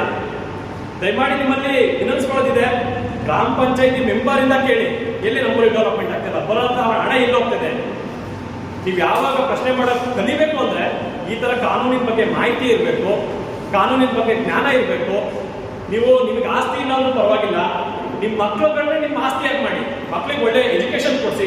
ಆ ಎಜುಕೇಶನ್ ಅಲ್ಲೂ ಇದೆ ಬಿಡಿ, ಕಾರ್ಪೊರೇಟ್ ಸೆಕ್ಟರ್ ಈಗಂದ್ರೆ 50,000 60,000 NET GET, ಇಂಜಿನಿಯರು ಮೆಡಿಕಲ್ ಓದಕ್ಕಾಗಲ್ಲ ನಮ್ಮ ಮಕ್ಕಳಿಗೆ, ಅದರಲ್ಲೂ ಕೂಡ ಮೀಸಲಾತಿದೆ. ಆ ಮೀಸಲಾತಿಗೆ ಒಂದು ಪಂಪು ಯಾಕೆ ಕೊಡ್ಬೇಕು ಇವರಿಗೆ? ನಮ್ಮನ್ನ ಅವ್ರ ಮನೆ ಒಳಗೆ ಬಿಡ್ತಾ ಇಲ್ಲ. ನಮ್ಮನ್ನ ಯಾರೋ ಹೋಗಿದ್ರೆ ನಿಮ್ಮ ಯಾರೋ ಒಂದು ಮನೆ ನಾವು ಕುತ್ಕೊಂಡು ಊಟ ಮಾಡಿದ್ದೀರಾ ನಿಮ್ಮೂರಲ್ಲಿ? ಮತ್ತೆ ಮೀಸಲಾತಿ ಯಾಕೆ ಕೊಡ್ಬೇಕು ಅಂತ ನಿಮಗೆ? ಯಾಕೆ ಕೊಡ್ಬೇಕು ಮೀಸಲಾತಿ? ನೀವು ನಮ್ಮನ್ನ ಕರೆದು ನಿಮ್ಮನೆ ಒಳಗೆ ಊಟ ಮಾಡಿಸಿ, ಆವಾಗ ಮೀಸಲಾತಿ ಹೋಗುತ್ತೆ. ಏನು ಜಾತಿ ತಾರತಮ್ಯ ಅನ್ನೋದು ನಿಮ್ಮ ಊರಲ್ಲೇ ಇರ್ಬೇಕಾದ್ರೆ ನಾವು ದೇಶದಲ್ಲಿ ಭಾಷಣ ಮಾಡ್ತೀವಿ, ಅಚ್ಚೆ ಇದ್ದೀನಿ ಅದು ಇದು ಅಂತ. ಜಾತಿ ತಾರತಮ್ಯ ಅನ್ನೋದು ಇರೋದ್ರಿಂದನೇ ಇವತ್ತು ಮೀಸಲಾತಿ ಅನ್ನೋದು ಇನ್ನೂ ಹೋಗಿಲ್ಲ. ಮೀಸಲಾತಿ ಅನ್ನೋದು ಇರಬೇಕು. ಮೀಸಲಾತಿ ಅನ್ನೋದು ಇಲ್ಲ ಅಂದಿದ್ರೆ, ಕಾನ್ಸ್ಟಿಟ್ಯೂಷನ್ ಅನ್ನೋದು ಇಲ್ಲ ಅಂದಿದ್ರೆ, ಅಂಬೇಡ್ಕರ್ ಅವರು ಇಷ್ಟೆಲ್ಲ ನಿಮಗೆ ಕೊಡ್ಲಿಲ್ಲ ಅಂದಿದ್ರೆ ಇವತ್ತು ನೀವು ಬಂದು ಇವತ್ತು ಇಲ್ಲಿ ಕುತ್ಕೊಂಡು ಭಾಷಣ ಕೇಳಕ್ ಆಗ್ತಿರ್ಲಿಲ್ಲ, ನಾವು ಇವತ್ತು ವೇದಿಕೆ ಮೇಲೆ ನಿಂತ್ಕೊಂಡು ಮಾತಾಡಕ್ ಆಗ್ತಿರ್ಲಿಲ್ಲ. ದಯಮಾಡಿ ನಿಮ್ಮಲ್ಲಿ ಎಲ್ಲ ವಿನಂತಿ ಮಾಡ್ಕೊಳ್ಳೋದೇನಂದ್ರೆ, ಈ ಬುಕ್ ಕೊಟ್ಟಿದ್ದಾರೆ, ಈ ಬುಕ್ ಓದಿ. ಅಟ್ರಾಸಿಟಿ ಕಾಯ್ದೆ ಅಂದ್ರೆ ಏನು, PTCL ಕಾಯ್ದೆ ಅಂದ್ರೆ ಏನು ನಿಮ್ಗೆ ಗೊತ್ತಿರಲ್ಲ. ನಿಮ್ಮ ಅಜ್ಜ ಅಥವಾ ನಿಮ್ಮ ಅಪ್ಪ ಅಪ್ತಿರು ಯಾರಿಗೋ ಮಾಡಿರ್ತಾರೆ ಭೂಮಿನ, 3 ಕಾಸಿಗೆ ಕೊಟ್ಟಿರ್ತಾರೆ. ಕರೆಕ್ಟಾಗಿ ಏನು ಕಾನೂನು ಪ್ರಕಾರ ಆಗ್ಬೇಕು ಆ ಥರ ಯಾವುದೇ ಪ್ರೊಸೀಜರ್ಸ್ ಫಾಲೋ ಆಗಿರಲ್ಲ. ದಯಮಾಡಿ ಅದನ್ನು ತಿಳ್ಕೊಂಡು ಮುಂದಿನ ದಿನದಲ್ಲಿ ನೀವು ಕೂಡ ಭೂಮಿ ಪಡೀರಿ, ನೀವು ಕೂಡ ವಿದ್ಯಾವಂತರಾಗಿ, ನಿಮ್ಮ ಮಕ್ಕಳನ್ನು ಕೂಡ ವಿದ್ಯಾವಂತರನ್ನಾಗಿ ಮಾಡಿ. ಆಗ ಮಾತ್ರ ಈ ಸಮಾಜದಲ್ಲಿ ಅಸಮಾನತೆ ಅನ್ನೋದು ಹೋಗುತ್ತೆ. ನೀವು ಕೂಡ ಸಮಾಜದಲ್ಲಿ ಸಮಾನವಾಗಿ ಬಾಳಕ್ ಸಾಧ್ಯ ಅಂತ ಹೇಳ್ತಾ ನಾನು 2 ಮಾತನ್ನ ಮುಗಿಸ್ತೇನೆ. Thank you. ಸಮಯ ಹೋಗ್ತಿದೆ, ಅದಕ್ಕೆ ನಾನು ಮಾತನ್ನ 10 ನಿಮಿಷ ಮುಗಿಸ್ತೀನಿ. ಮ್ಯಾನ್ಯುವಲ್ ಸ್ಕ್ಯಾನಿಂಗ್ ಅನ್ನೋ ಪದ ಕೇಳಿದ್ರೆ ನೀವು? ಮ್ಯಾನ್ಯುವಲ್ ಸ್ಕ್ಯಾನಿಂಗ್ ಅಂದ್ರೆ ಏನು ಕೇಳಿದ್ರಾ? ಇದನ್ನ ನಾವು ಮುಂಚೆ ಅನುಭವ ಪದ್ಧತಿ ಅಂತ ಕರಿತೀವಿ. ಡ್ರೈನೇಜ್ ಈಗ ಡ್ರೈನೇಜ್ ಕ್ಲೀನ್ ಮಾಡೋದು, ಅದನ್ನು ನಾವು ಮ್ಯಾನ್ಯುವಲ್ ಸ್ಕ್ಯಾನಿಂಗ್ ಅಥವಾ ಮನೋಭಾವ ಪದ್ಧತಿ ಅಂತ ಕರಿತೀವಿ. ಮೊಟ್ಟ ಮೊದಲು ನಮ್ಮ ದೇಶದಲ್ಲಿ ಕರ್ನಾಟಕದಲ್ಲಿ ಇದನ್ನು ಬ್ಯಾನ್ ಮಾಡಿದ್ರು. ಆವಾಗ 20ರ ದಶಕದಲ್ಲಿ ಬಸಲಿಂಗಪ್ಪ ಅವರು ಮುನ್ಸಿಪಲ್ ಮಿನಿಸ್ಟರ್ ಆಗಿದ್ದರು, ವಾರ್ಡ್ನ ಸಚಿವರಾಗಿದ್ದರು. ಅವಾಗ ಏನಿತ್ತಂದರೆ ಪಟ್ಟಣದಲ್ಲಿ ಸಿಟಿಗಳೇ ಮಾತ್ರ ಶೌಚಾಲಯಗಳಿತ್ತು. ಅವಾಗ ಬುಟ್ಟಿಯಲ್ಲಿ ಕಕ್ಕಸನ್ನ ಮಾಡಿ ತಲೆ ಮೇಲೆ ಬಿಸಾಕಕ್ಕೆ ಹೋಗ್ತಾ ಇದ್ರು. ಅದಕ್ಕೆ ಆ ಪದ್ಧತಿನ ಬಲ ಹೋಗುವ ಪದ್ಧತಿ ಅಂತ ಕರಿತಾ ಇದ್ರು. ಅವಾಗ 20ರ ದಶಕದಲ್ಲಿ ಅದನ್ನು ಬ್ಯಾನ್ ಮಾಡಿದ್ರು. ಹೋಗ್ತಾ ಹಳ್ಳಿ ಕಡೆ ಶೌಚಾಲಯಗಳು ಬಂತು, ಒಳಚರಂಡಿ ಎಲ್ಲ ವ್ಯವಸ್ಥೆ ಬಂತು. ಅದಕ್ಕೆ ಈ ವ್ಯವಸ್ಥೆ ಚೇಂಜ್ ಆಯಿತು, ವ್ಯವಸ್ಥೆಯಲ್ಲಿ ಬದಲಾವಣೆ ಬಂತು, ಈ ಪದ್ಧತಿಯಲ್ಲಿ ಬದಲಾವಣೆ ಬಂತು. ಈಗ ಮ್ಯಾನ್ಯೂಲ್ ಒಳಗಡೆ ಇರ್ತಾರೆ ಜನ, ಅದನ್ನು ಕ್ಲೀನ್ ಮಾಡೋಕ್ಕೆ. ಬ್ಲಾಕ್ ಆದರೆ ಪಿಟ್ಟೆಲ್ಲ ಏನಾದರೂ ಇದ್ದರೆ ಪಿಟ್ಟಿಂದ ಕಕ್ಕಸೆಲ್ಲ ತೆಗಿತಾರೆ. ಅವೆಲ್ಲ ಈಗ ನಾವು ಮಲ ಬಾಚುವ ಪದ್ಧತಿ ಅಂತ ಕರಿತೀವಿ. ಅಂದರೆ ನೇರವಾಗಿ ಕಕ್ಕಸ್ ಅಥವಾ ಗಲೀಜನ್ನ ನೀವು ಹುಟ್ಟಿದರೆ ಅದನ್ನು ನಾವು ಮಲ ಹೋಗುವ ಅಥವಾ ಮಲ ಬಾಚುವ ಪದ್ಧತಿ ಅಂತ ಕರಿತೀವಿ. 2013ರಲ್ಲಿ ಒಂದು ಕಾಯ್ದೆ ಬರುತ್ತೆ. ಆ ಕಾಯ್ದೆ ಪ್ರಕಾರ ಇದನ್ನು ನಿಷೇಧ ಮಾಡಲಾಗಿದೆ. ಯಾವ ಕೆಲಸ ಮಾಡಬಾರ್ದು. ಬರೀ ಕಾಯಿಯಿಂದ ಪಿಟ್ಟಿರಲಿ, ಒಳಚರಂಡಿ ಇರಲಿ, ಚರಂಡಿ ಇರಲಿ, ಬರೀ ಕಾಯಿಯಿಂದ ನೀವು ಇದನ್ನು ಕ್ಲೀನ್ ಮಾಡಿಸ್ಬಾರ್ದು ಅಂತ ಈಗ ಕಾಯ್ದೆ ಬಂದಿದೆ. ಇದರಲ್ಲಿ ಏನೇನು ಬರುತ್ತೆ? ಉದಾಹರಣೆಗೆ ನಾವು ಒಳ ಶೌಚಾಲಯಗಳು ಏನು ಕರಿತೀವಿ ಅಂದರೆ ಫ್ಲಶ್ ವ್ಯವಸ್ಥೆ ಇಲ್ಲದೆ ಶೌಚಾಲಯಗಳು, ಆ ಥರ ಶೌಚಾಲಯಗಳು ಇರಲೇಬಾರ್ದು. ನಿಮ್ಮ ಗ್ರಾಮ ಪಂಚಾಯತಿ ವ್ಯಾಪ್ತಿಯಲ್ಲಿ ಅಥವಾ ನಿಮ್ಮ ನಗರ ಸ್ಥಳೀಯ ಸಂಸ್ಥೆ ವ್ಯಾಪ್ತಿಯಲ್ಲಿ ಆ ಥರ ಶೌಚಾಲಯಗಳಿದ್ದರೆ ಅದನ್ನು ಡಿಮಾಲಿಷ್ ಮಾಡಿ ಬೇರೆ ಥರ ಶೌಚಾಲಯಗಳು ಕಟ್ಟಬೇಕು. ಇರಬೇಕು ಅಂತ ಕಾಯ್ದೆ ಹೇಳುತ್ತೆ. ಆ ಥರ ಶೌಚಾಲಯಗಳು ಇರಬಾರ್ದು. ಯಾಕಂದರೆ ಮಷೀನ್ ಮೂಲಕ ಅದನ್ನು ಕ್ಲೀನ್ ಮಾಡೋಕ್ಕಾಗಲ್ಲ, ಬರೀ ಕೈಯಿಂದಲೇ ಅದನ್ನು ಕ್ಲೀನ್ ಮಾಡಬೇಕು. ಅದಕ್ಕೆ ಆ ಶೌಚಾಲಯಗಳು ಇರಬಾರ್ದು ಅಂತ ಕಾಯ್ದೆ ಹೇಳುತ್ತೆ. ಒಣ ಶೌಚಾಲಯಗಳು ಅಂತ ಕರಿತೀವಿ, ಅಂದರೆ ಫ್ಲಶ್ ವ್ಯವಸ್ಥೆ ಇಲ್ಲದೆ ಶೌಚಾಲಯಗಳು. ಈಗ ಎಲ್ಲ ಶೌಚಾಲಯಗಳಲ್ಲಿ ಫ್ಲಶ್ ವ್ಯವಸ್ಥೆ ಇರಲೇಬೇಕು.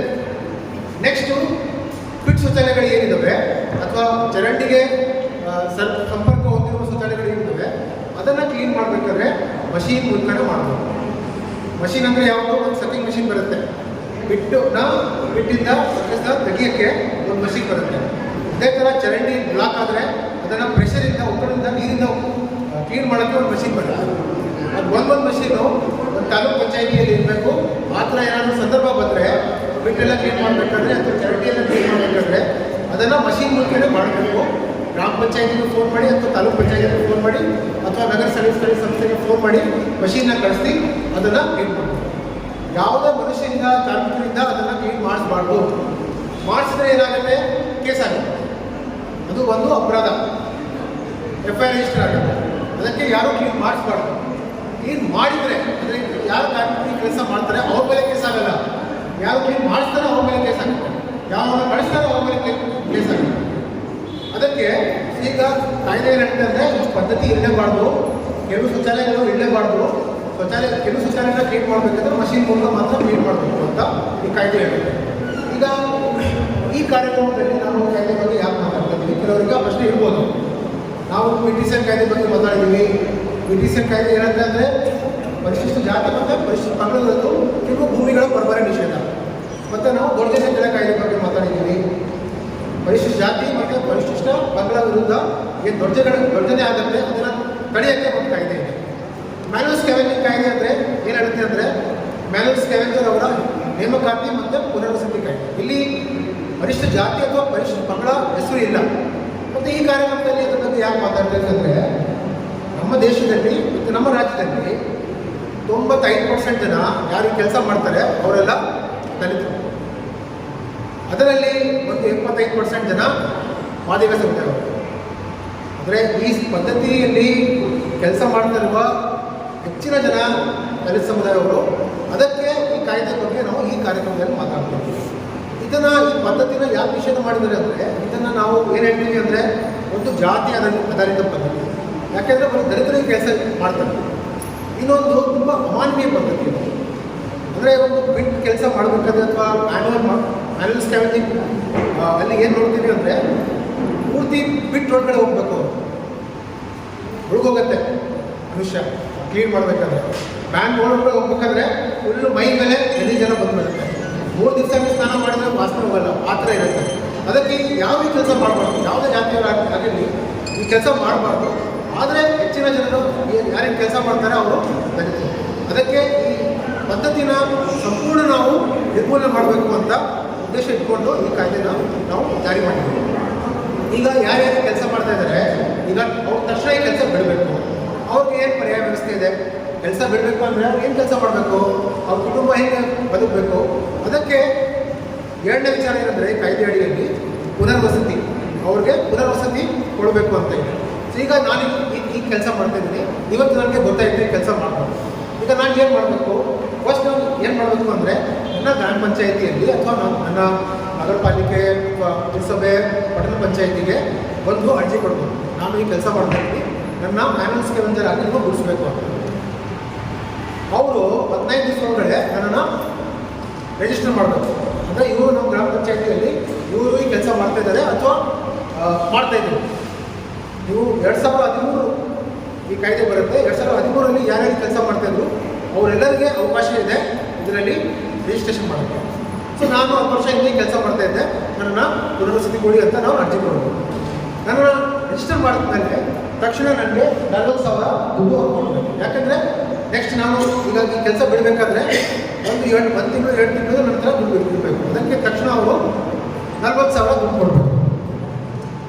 ಅದನ್ನು ನಾವು ಒಂದು ಬಾರಿ ಭತ್ತದ ಸಹಾಯತ ಅಂತ ನೆರವು ಅಂತ ಹೇಳ್ತೀವಿ.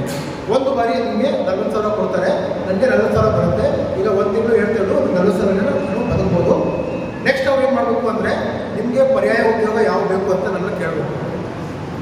ಆಯಿತು, ನಾನು ಒಂದು ಕಿರಾಣಿ ಅಂಗಡಿ ಇಟ್ಕೊಡ್ತೀನಿ ಅಂತ ನಾನು ಹೇಳ್ತೀನಿ. ಅಥವಾ ನನಗೆ ಟೇಲರಿಂಗ್ ಕಲಿಬೇಕು, ನಾನು ಟೇಲರಿಂಗ್ ಕೆಲಸ ಮಾಡ್ತೀನಿ ಅಂತ ಅವಾಗ ಅವ್ರು ಎರಡು ಕೆಲಸ ಮಾಡಬೇಕು. ನನಗೆ ಟೈಲರಿಂಗ್ ತರಬೇತಿ ಕೊಡಬೇಕು ಉಚಿತವಾಗಿ.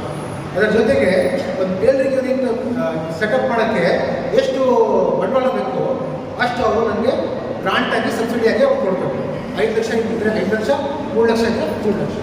ಆ ವ್ಯವಸ್ಥೆ ಅವರು 1 ತಿಂಗಳ ಒಳಗಡೆ ಮಾಡಬೇಕು. ಒಂದು ತರಬೇತಿ, ಪರ್ಯಾಯ ಉದ್ಯೋಗಕ್ಕೆ ತರಬೇತಿ, ಅದರ ಜೊತೆಗೆ ಅದಕ್ಕೆ ಶುರು ಮಾಡೋಕ್ಕೆ ಏನು ಬಂಡವಾಳ ಬೇಕು ಅದು ಸರ್ಕಾರದಿಂದ ನನಗೆ ಬರಬೇಕು. ನೆಕ್ಸ್ಟು ಇದು ವಂಶ ಪಾರಂಪರಿಕವಾಗಿ ಈ ಪದ್ಧತಿ ನಡೀತದೆ. ಅಂದರೆ ನನ್ನ ತಾತ ಫಸ್ಟ್ ಮಾಡಿದ್ದು, ನನ್ನ ತಂದೆ ಫಸ್ಟ್ ಮಾಡಿದ್ದು, ಈಗ ನಾನು ಮಾಡ್ತಾ ಇದ್ದೀನಿ, ನೆಕ್ಸ್ಟ್ ಮಕ್ಕಳು ಮಾಡ್ತಾರೆ.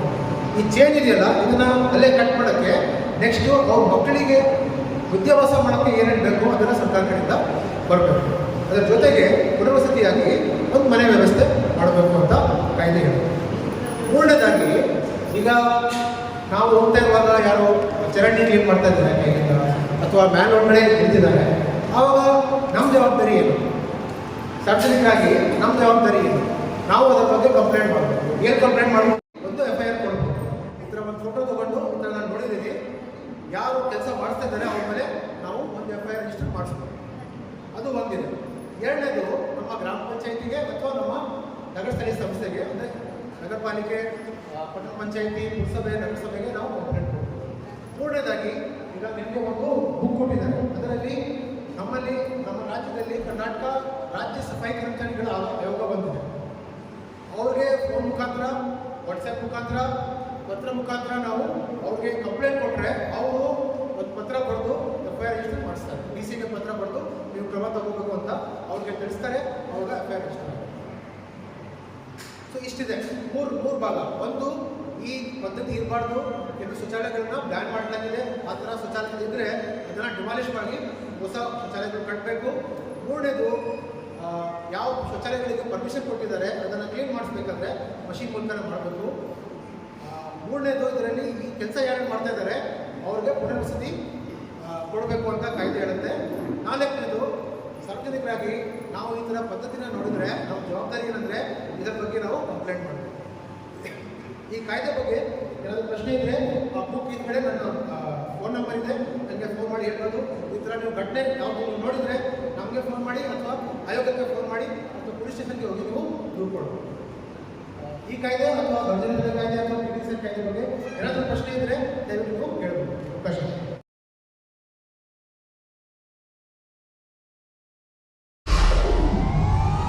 ವಿಡಿಯೋ ನೋಡಿದ್ದಕ್ಕೆ ಧನ್ಯವಾದಗಳು.